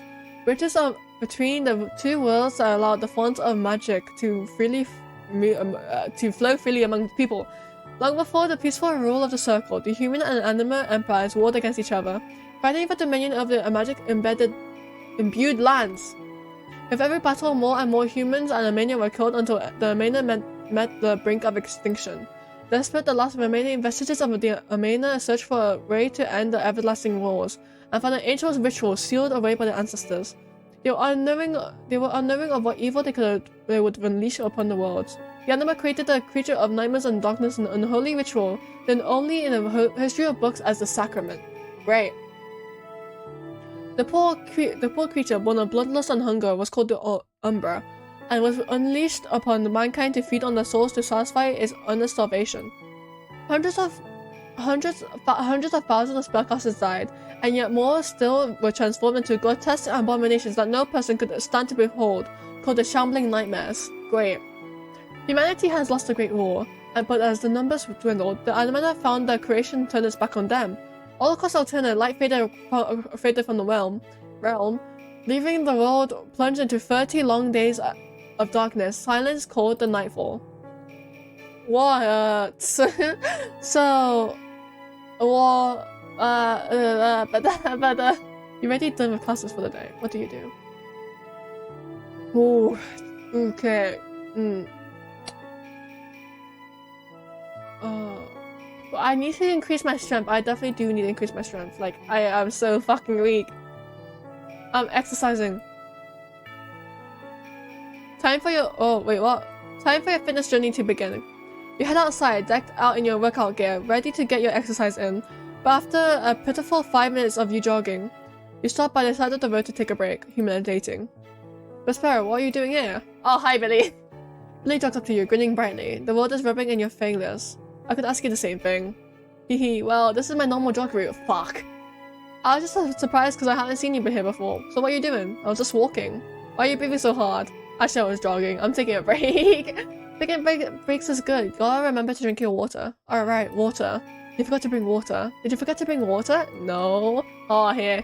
You're gonna have some of mine. If you don't mind, I drank from it. No thanks. I mind. I actually kind of mind. No thanks. You kind of regret it, but Victoria is a real concern. And you have pride. So you come here often? Yeah, almost every day. Sometimes I switch it up, but this way leads to a nice hiking spot, so it's my favorite. Huh, how far is that? It's a couple miles that way? It's the trail, and the trail is a couple more. Ah. Wanna come? No thanks. It's a little bit of a trek, but I promise the view is worth it. Maybe I'll work my way up to it. You know, gotta get those reps and level up. Then maybe I will do that. Well, call me if you ever want a partner. Hell nah, bro. Oh, hell nah. No, I hate walking. It's not after school hours. Extracurriculars, what do I do? Alright. What do I need to bring up? I need to bring up my charisma, so maybe I'll... I feel like I am going... Wait, don't I need to shower? Okay, I'm gonna make some food. Work study. Work study. Your sister chef's in preparing for dinner. The usually burn at the facilities. The barbecue tonight is extra crispy. Okay, so okay. While sending a chill down your spine, a random entry flies past your head. By the time you turn around, it is no longer in sight. What? There's something this big just... Oh wait, you suppose this kind of circumstance is quite normal around here. There are some others, but it doesn't seem like they notice anything. You hear a shushing sound from nearby, and you turn to see a pair of glistening yet cold eyes staring at you. Who are you? Why you look majestical, my guy? He places a finger in front of his lips, signaling you to remain silent. When you look more closely, you realize his expression is that of more pleading. Please, be quiet for a bit. Nodding, you keep silent, slowly understanding the situation when the spirit floats past. What's more, the spirit looks angry. As the spirit floats away, further away, you face the person in question properly, raising an eyebrow in curiosity. It seems like he catches onto the signal. Unlike a moment ago, he's now looking everywhere but at you. Still curious, you figure that he doesn't need to share if he doesn't want to. However, he eventually climbs out of his hiding spot. Pardon me for my rudeness. Thank you for keeping my cover. Yeah, that's fine. You don't have to explain your situation if you don't want to, by the way. His eyes glisten again when he hears that. This time they aren't as cold as before. He lets out a small laugh, as if he is finally released of some pent-up tension. Nonetheless, thank you. I'm Hui. I'm sorry we met in such an informal situation. No apologies needed. Hui. I'm Prospero. You're caught off by dragon anima. Okay. You're caught off as the dragon anima suddenly turns his body away. We turn around to see to see the angered spinner again. It probably heard your conversation. I'll see you around. He speaks in a calm and cool manner, as if he isn't being chased by a vengeful creature. You're impressed. After his goodbye, he dashes away as quickly as he entered the scene. So, I should jump in again, right? I should take a shower. I'm gonna fight. Oh wait, shit. I need to take a shower. I'll just exercise. You're brushing up on your lessons when you feel a strong urge to turn around. Oh, not you again! Behind you, you find Diane staring with her big eyes. Staring back and forth. Why are you watching me? Watching you? Yes, watching me. You were looking at me, aren't you? Point out what you saw. You were the one watching me. What's not? I looked when you looked at me. I felt your eyes boring into my soul. It was someone else. There was no one else. There was no one nearby the two of you. Besides, you're extremely close right now. Ha! I was here first. Don't act like I was close in the first place. So what were you up to before? Practicing magic. What were you doing? Also practicing magic. Were you honing your affinity? What? You mean my luck magic? No, I was working on psionics. Yes. You're also just practicing psionics a moment ago. See, same here. What coincidence. Diane appears to be slightly swayed. I want to challenge her. I'm just gonna tease her a bit. Yeah, a big coincidence. In fact, one might say I was practicing psionics because I was watching you. Diane's face grows red and her tail switches. That would be stupid. No, not stupid. No, okay. I thought they like said the other thing, like she was practicing because she saw me practicing, but I don't know. No, not stupid. It's okay to look at your classmates for extra guidance. Even asking for help directly shouldn't be a problem unless they just don't want to be bothered. That's how I think about it if I were doing that. It's safe to say that I don't mind if someone else decided to approach me for aid. Diane looks slightly puzzled, but averts her eyes swiftly. Yeah. I agree. Asking for help shouldn't be shameful. How about we just practice together? Huh?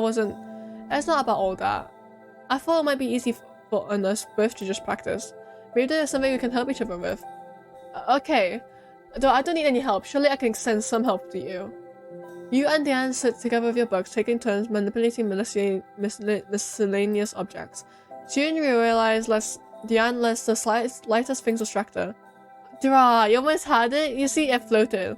Yeah, ever so slightly. Still not quite off the ground, but it counts, I guess. It does. It's not like you can do any better. Let's just give her advice. One thing to keep in mind is that manipulating things requires a lot of focus initially. You have to know what you want to do and keep it in mind while acting upon it. I already know that. Psh, no need to tell me.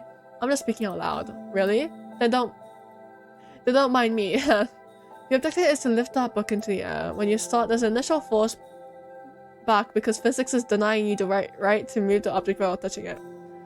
If you can break through the threshold without your mind wandering for even the slightest second, it will be executed just fine.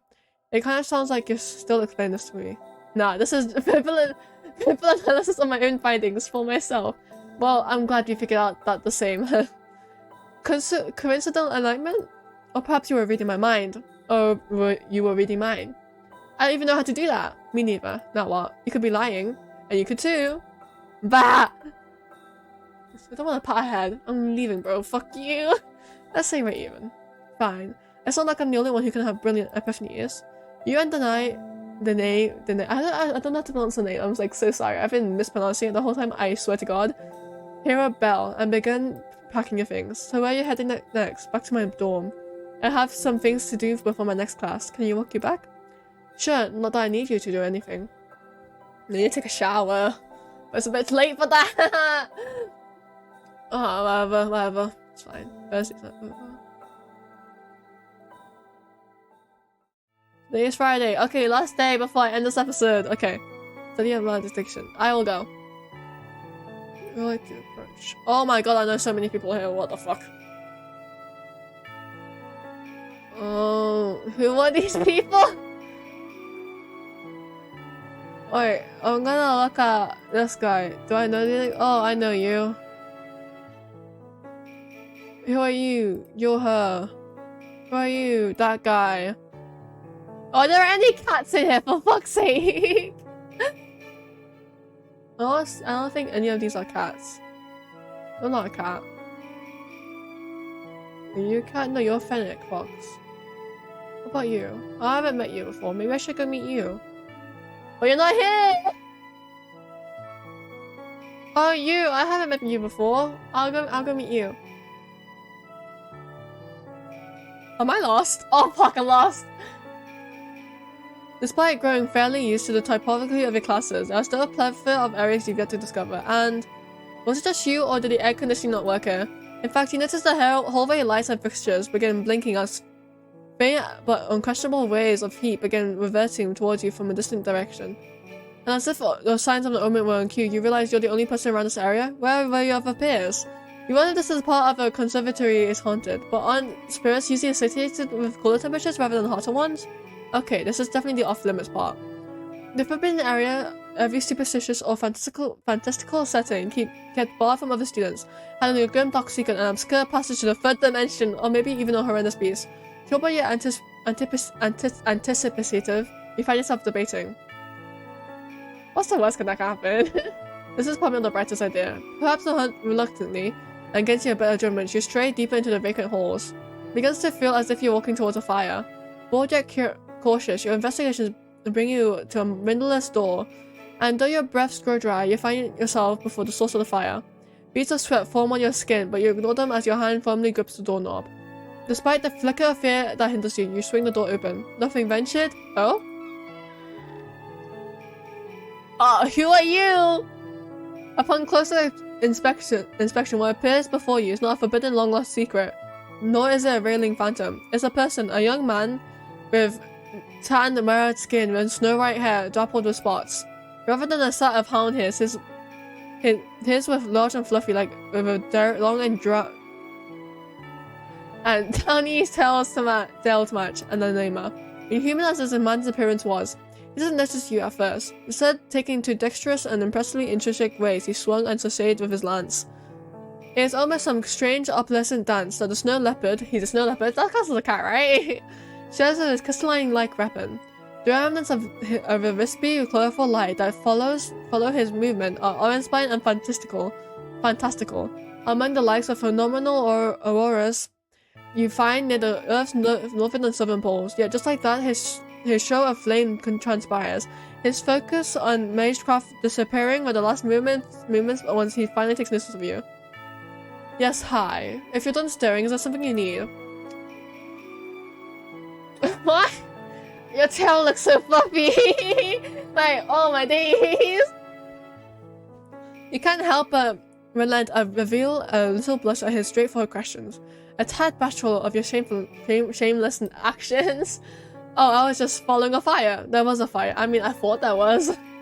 Anyway, there's apparently nothing to see here except for you. I mean, unexpectedly, I guess. The animal tilts his head and little bow, gradually looking more understanding. At least slightly.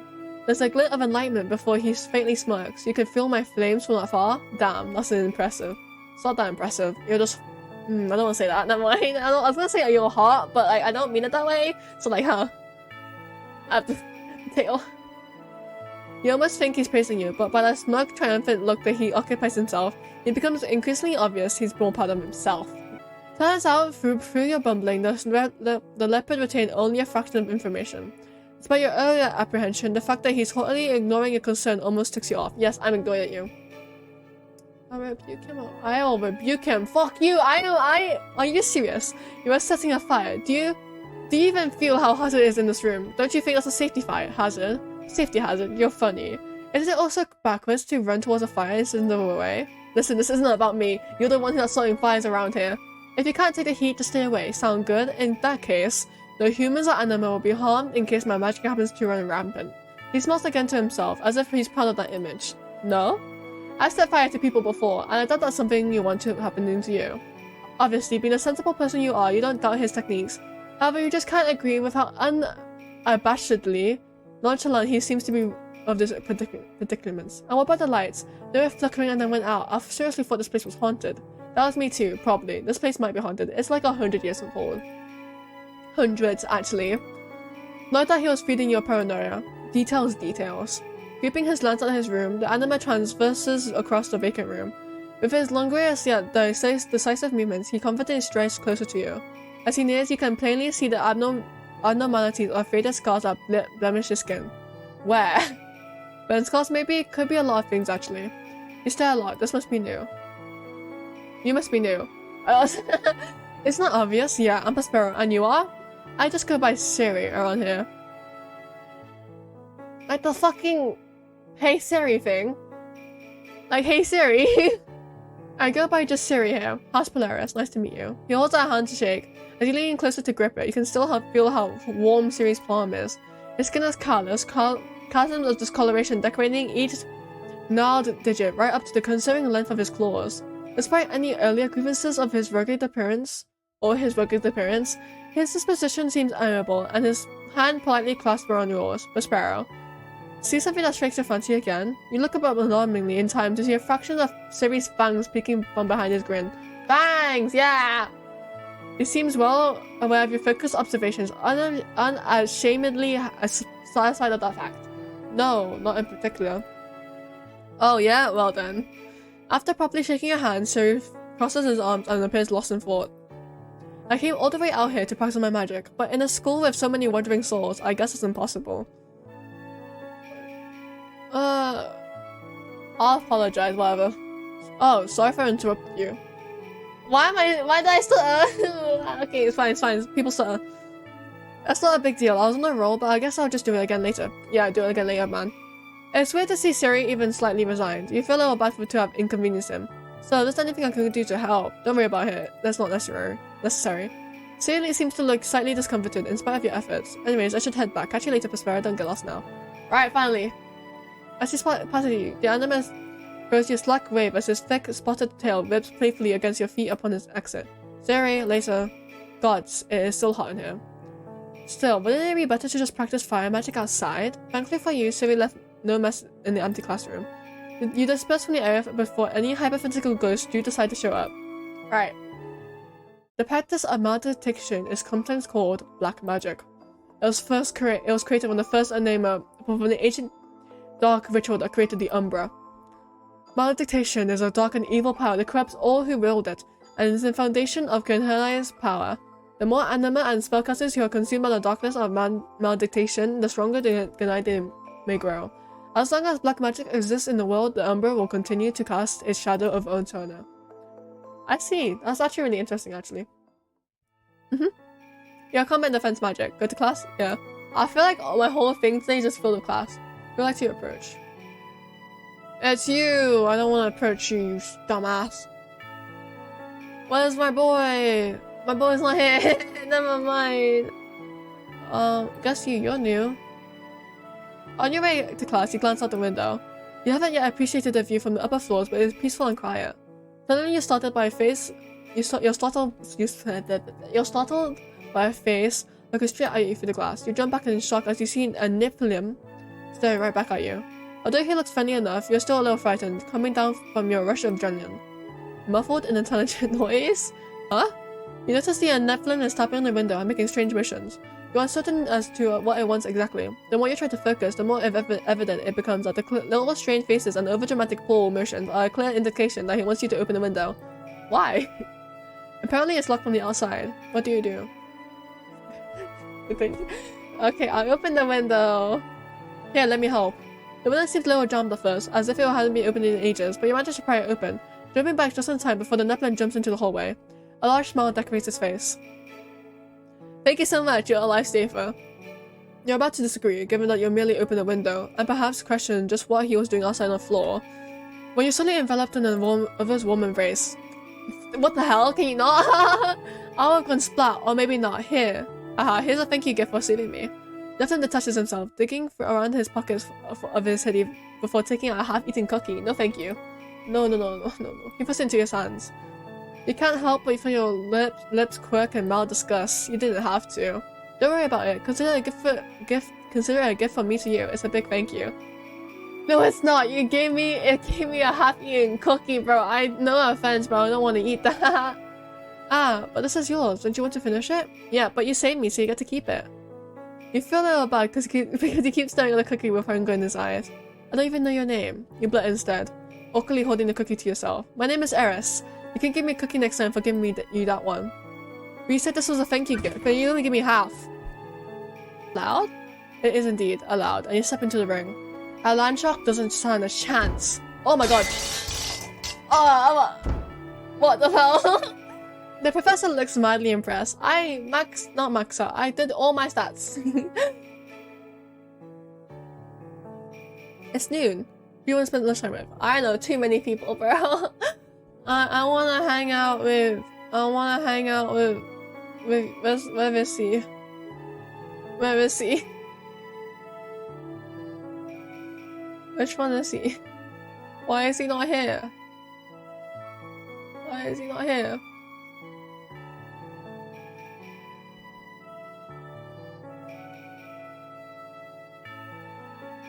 Oh, he is here. I'm stupid. I thought it was the other guy. It is time that you have before Simon is scheduled to give his statement. You run through different exercises to help him keep his cool and temper his nervous tics. You learn that he has a handful of obvious ones, the most prominent of which is his tendency to avoid eye contact. As the appointment time approaches, ever looming on both of your minds, Simon gives his farewells. Well, Prospero, this is about as good as it's gonna get. He moves towards you, but stops himself. It might have been your imagination, but Simon almost looked like he wanted to go in for a hug. Instead, however, he opts to clap you on the shoulder civilly. Okay. Thanks for everything. If you see me getting launched from the school grounds, then yeah. Simon is called in by the professor, and he waves goodbye with one last smile. Okay, bye-bye, Simon. The whole affair is a little lackluster in spite of the stakes. The sound of the door closing is louder than you anticipate. Simon had told you that you didn't need to wait for him. I'm waiting anyways, oh my god. Okay. You link in the hallway regardless, trying to keep your mind off the situation by being on your phone. The minutes drag on. Come on, Simon, you got this, Simon, come on. When the door finally opens again, Simon exits alone. He turns back towards the room to quietly say something. Simon dips his head before closing the door, noticing you. Prospero, you're still here? How'd it go, champ? Stressful, that's how it went. Simon groans, combing his fingers through his hair. I sure didn't come out of it feeling like a champ, but I appreciate it though. Simon's eyes light up, the tension all but leaving him. In all seriousness, we went over the quiz again and I was able to explain all my answers. It tracked with all the other statements that supported me. Unable to contain his joy, Simon lets out a whoop and fist bumps. Woo! So yeah, I'm in the clear. Pride blooms in your chest. You control Simon and he grins at you. Shucks, Prospero. But you should be giving yourself a pat on the back. I wouldn't have made it this far without you. Simon practically skips your way as he takes your hand. Come on, this is worth celebrating. He merrily tugs you along, locating a vending machine and treating you to a drink of your choice. He gets the lemonade for himself, and the satisfaction as he opens the bottles plain as day. You find seats nearby to sip your beverages. Ah, that hits the spot. Simon caps his bottle and sets it aside before turning to you. Seriously though, I always solid. From upping my grades to this, if there's anything I can do with you, just say the word. Take me out for dinner. Take me out for dinner. You could take me out for lunch or dinner. Take you out for... Simon is completely flustered. His tail goes rampart straight behind him. Wait, flustered? Oh, did I suggest a date? I didn't mean to suggest that. I meant like to dinner because I did all that stuff and like I didn't feel like that was fair to just get another drink. Oh my god, I'm so sorry. I suggested it anyways, so might as well go with it. If you look closely, the tip of his ears had gone a little red. Well, it might take me until my next paycheck from my work study, and I did say anything I could do. Simon whips his back of his neck before mumbling. Give me a bit to think about it, okay? From a financial standpoint, I mean, if I'm going to treat you to a whole meal, I'm gonna want to go out, you know? Finish drinking until he's empty his bottle.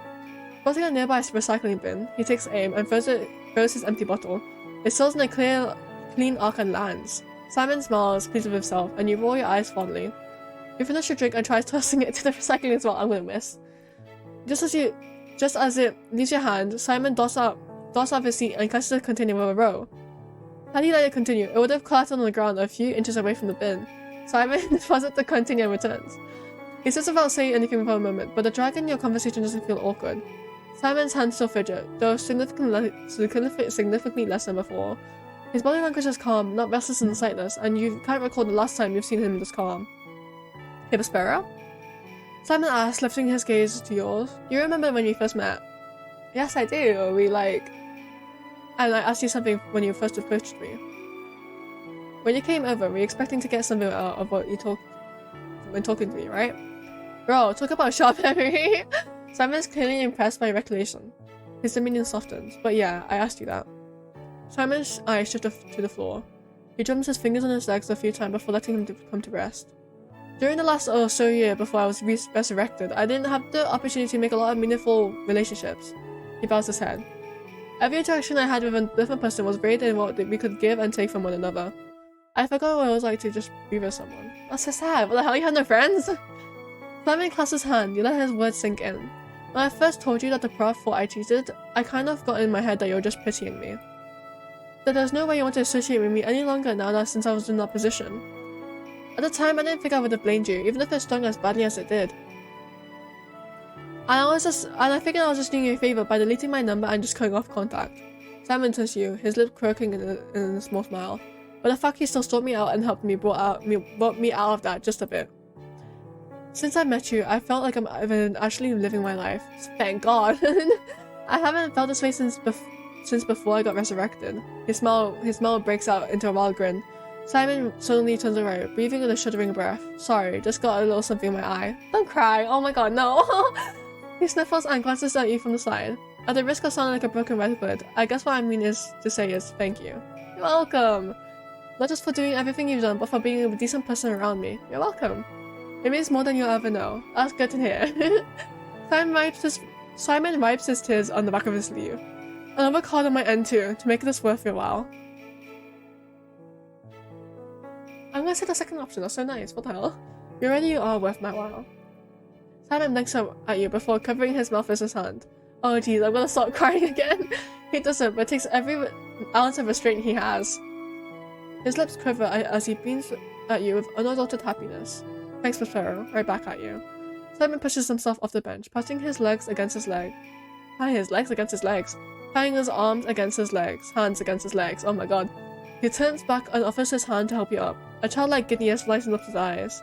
The weights left holding him down are gone now. All that's left is someone ready for a new day. One he's hoping to spend with you. Here's to the road ahead, huh? Smiling, you echo his sentiments. Here's to the road ahead. You take his hand, it's warm. Whoa! You're already done with classes for the day. What do you do? Study. I'm gonna study. Go to the library, blah blah blah blah blah, study, blah blah blah blah blah blah blah blah blah blah blah blah blah blah. Anything else? You find yourself in the library, waiting to find some quiet. Besides a few students, the library feels emptier than usual. As you walk into a more secluded area to be alone, you notice someone slumped over in their seat. Her hand is still holding onto a pen and books are spread on the table, but it was quickly becoming apparent she was asleep. I'll just wake her up. Wake up. Eep. Eep. I don't know how to do that. Oh gosh, it's you. Hi, was I just asleep now? Oh, I am embarrassing. Thank you for waking me up though. That wasn't a very comfortable position to be dozing off on. Anyway, are you here to study like me? Most of the time I see you, you're studying. Is that so? I guess I am what people call a nerd then. Although that's not a bad thing in my opinion. I get to have an excuse to spend all my time here in the library and find its secrets. I do. I'm nerd. Want me to show you one? Well, I don't have to actually show it to you because you're already here. Come, sit with me. Yeah, you might have noticed it, but from where I'm seated, this area is partially hidden from most angles. A blind spot, if you will. So if you ever want to be alone, this spot is one of the best hiding places. Oh, you wouldn't really consider this a secret? Well, what if I told you what I knew? It wouldn't be considered a secret anymore, would it? I shared this last one with you because you looked like you wanted some peace and quiet. Feel free to use the space. It's nice to be with company every now and again. Okay. Do I have another class or is that end of? Yeah, I'm done. Okay, I will go. Do best friend. Exercise. Oh, you're here again. You hear someone running behind you and screaming. The voice sounds very familiar as you turn around to see Diane. Out of the way! What are you do? You notice that she's holding a fizzing flask that haven't overflowed yet, but it was definitely threatening to explode. I'm running away. I'm not dealing with this. I told you to move. Why are you running the same direction? Run the other way. I was running this way first. The flask vibrates and Diane points it away from her, towards you. Whatever as the flask splashes onto you. Closing your eyes, you expect a burning sensation or painful transformation, but you feel nothing. Opening your eyes, you look down and notice your entire torso is gone. Oh. It's not funny. It's like a disappearing potion. That's actually quite useful. Like, what if I needed to disappear? Your torso is gone, not even there. How does this happen? Diane, can you stop laughing? I can literally just look. Boop, boop. Dan pokes you in the invisible chest. Are you done having fun? Haha, yes. Actually, no. One more time. Okay, stop. Was this some invisibility potion? I mean, yeah. You're kind of invisible, right? Yes, I just need to know I just need to know that was what you intended. Huh? I never said this potion was mine. I was getting rid of it for a friend. A friend. Yes, it's not mine. It's... Alright, how did your friend make it? Were you there while they were brewing it? Yeah? She looks shifty-eyed and embarrassed. Most likely not willing to tell the truth. Could you explain to me what happened then? Fine, but listen up carefully. I saw them sitting on a bench with a flask, publicly making potions. The nerve of them. Anyways, I approached at the very last moment, so I didn't see everything that they had in the first go. I believe there's some dust, Rue's sleeve, and the ring maybe? Yes, they all put them in some kind of water. And then it bubbled and fizzed, and so they passed it to me, and I ran from the courtyard to here. Something seems off. You lost me. Can you explain that to me again? Okay, listen. They're sitting in the bench of the flask. I pressed at the very last minute, so I didn't see everything that they had in one first go. I believe there was some dust, roots, leaves, and the ring, maybe? Yes, they put them all in moon water. That's different! That's different! Last time you said water, bro. I believe soda fell into it, and they were startled by my presence. It started fizzing, so they passed it to me, and I ran to the courtyard from here. Moon water? I thought you didn't know what kind of water they use. Well, moon water is often used, so I assumed. There are other kinds of water that can be used in potions. Some don't even require water, but others instead use other liquids. I knew that. But why did you specifically say moon water if you didn't see it being put in a flask? I told you, I assumed. I think I'm not quite understanding it still. Really? You want me to explain it again? Please? Oh, they're sitting on a bench in the courtyard, publicly making potions. Dust, Morgot, Cedar, and Lunar Mothring. This is Serpentine, Dust. These are much more precise now.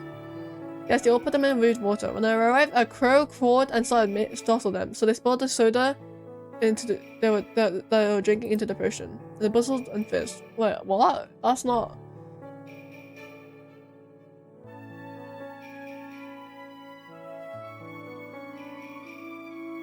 the soda is different. The crow. I thought you were the one who startled them. I did. The bird crowed and they spilled the soda. I screamed. So you screamed and spilled the soda. Yes, no, not me, they did. They had the soda. I hate to ask you this again, but this is the last time. If you don't get it, then it's too bad. Bench, public potion making. Serpentine, Dust, Morgot, Cedar, and Lunar Mothring. Put them all in moon water. A crow called, they got started, so they spilled the soda they were making into a potion. Buzz and Fizz, so I ran with them after they shoved it into me. Something different what she said before. You ran with them? Where are they? Who? Your friend. You said you ran with them. How should I know? You were with them? They were probably kept running ahead. I didn't see anyone else pass by. I know where they are, okay? I think I understand now. You do? While making a potion, you got scared by a crow and spilled your drink. It caused a reaction, so you ran and tried to figure out what to do until you ran into me. No? I'm half invisible right now. Could you at least do me the favor of conceding just this once? Bah! I concede, but that's still not entirely the case. Oh? The friend was helping me with my potion since they've already finished theirs. They left to get a soda and bought one for me. When I opened it, an angry crow neared me. I spilled it into my potion. I tried to force it into their hands to deal with it, but they ran. I was chasing them and lost track of them when I went into you. Teaser. Almost teaser. So you did spill the soda. Why are you hung up on that? When you mentioned that, I felt it was a you thing. A me thing. Anyone could get scared by a crow. But I couldn't imagine you fumbling to the point that I spilled into in your potion.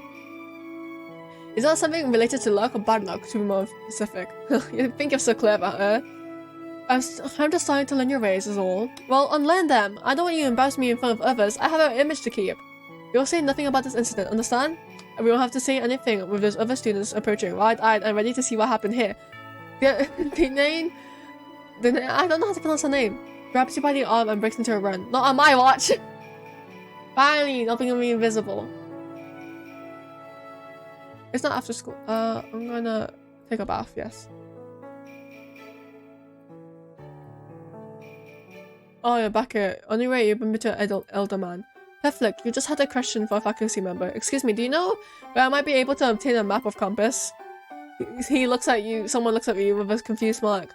Oh, hey there. Wait, are you talking to me? You're new? Never seen you before. He scratches his head with more confusion. Did he even work here? You let him onto campus. You should just leave.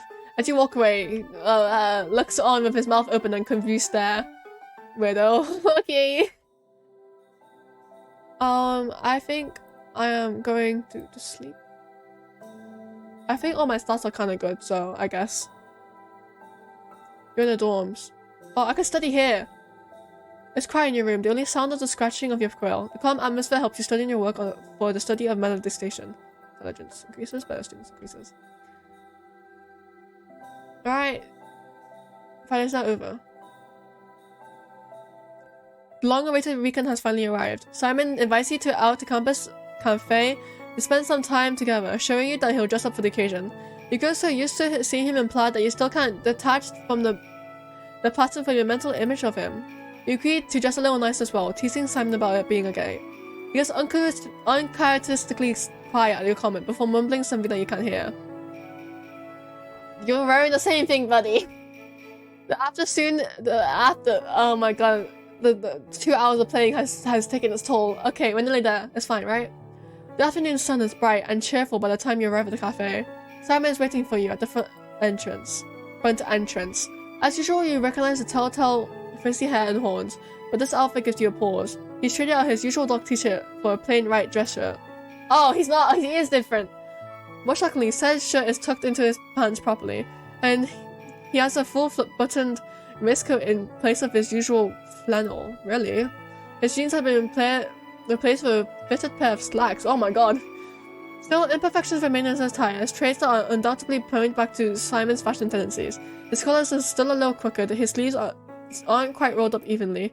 He's recently wearing his usual sneakers in favor of dress shoes. Paper Sparrow, looking sharp. Simon wiggles fingerjoins at you. Yep, this is Simon, alright. You express similar sentiments but point to his shoes. Simon huffs, crosses his arm. Pardon me, but shoes are expensive. And besides, these are my most comfortable pair. Despite the indignation in his voice, Simon pulls on the cafe door and holds it open for you. He gestures for you to enter first with a little bit of flourish and a shallow bow. You can't help but laugh as you follow his cue and step inside. You and Simon chat while waiting in line, and he strikes up a conversation with the cashier when you finally up front. He insists on treating you, and once your order is placed, you go to find seating. How nice! Simon takes your hand and leads you to a high table next to the window. I actually like high tables next to the window because you can like see like what the people outside, just watch them. That sounds really creepy, I know, but like when you're eating food, like what else can you do? Like, I don't know, like go roll my phone while I'm eating because like that seems kind of like weird. I don't know, but okay. You sit next to each other, and the stools and what you sit next. I hate reading. You sit next to each other on the stool and watch the clouds through the glass. When your number is called, Simon goes to fetch your order. Here you are.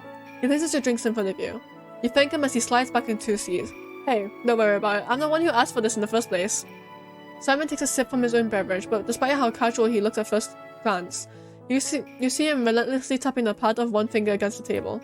His tail is held stiff behind him, and he's no longer really meeting your gaze. Is everything okay?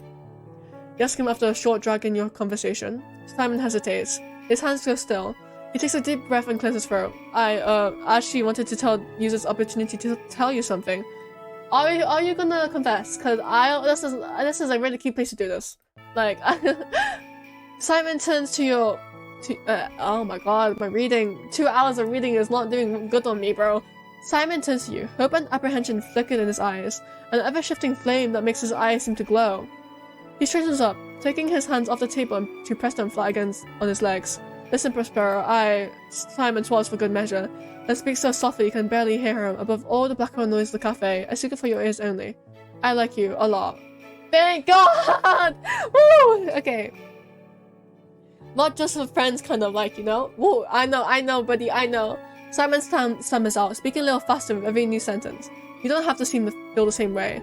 That's totally okay, but on the off chance that you do, well, man, I don't think I'd actually get this far. He chuckles nervously, his face gradually getting more red.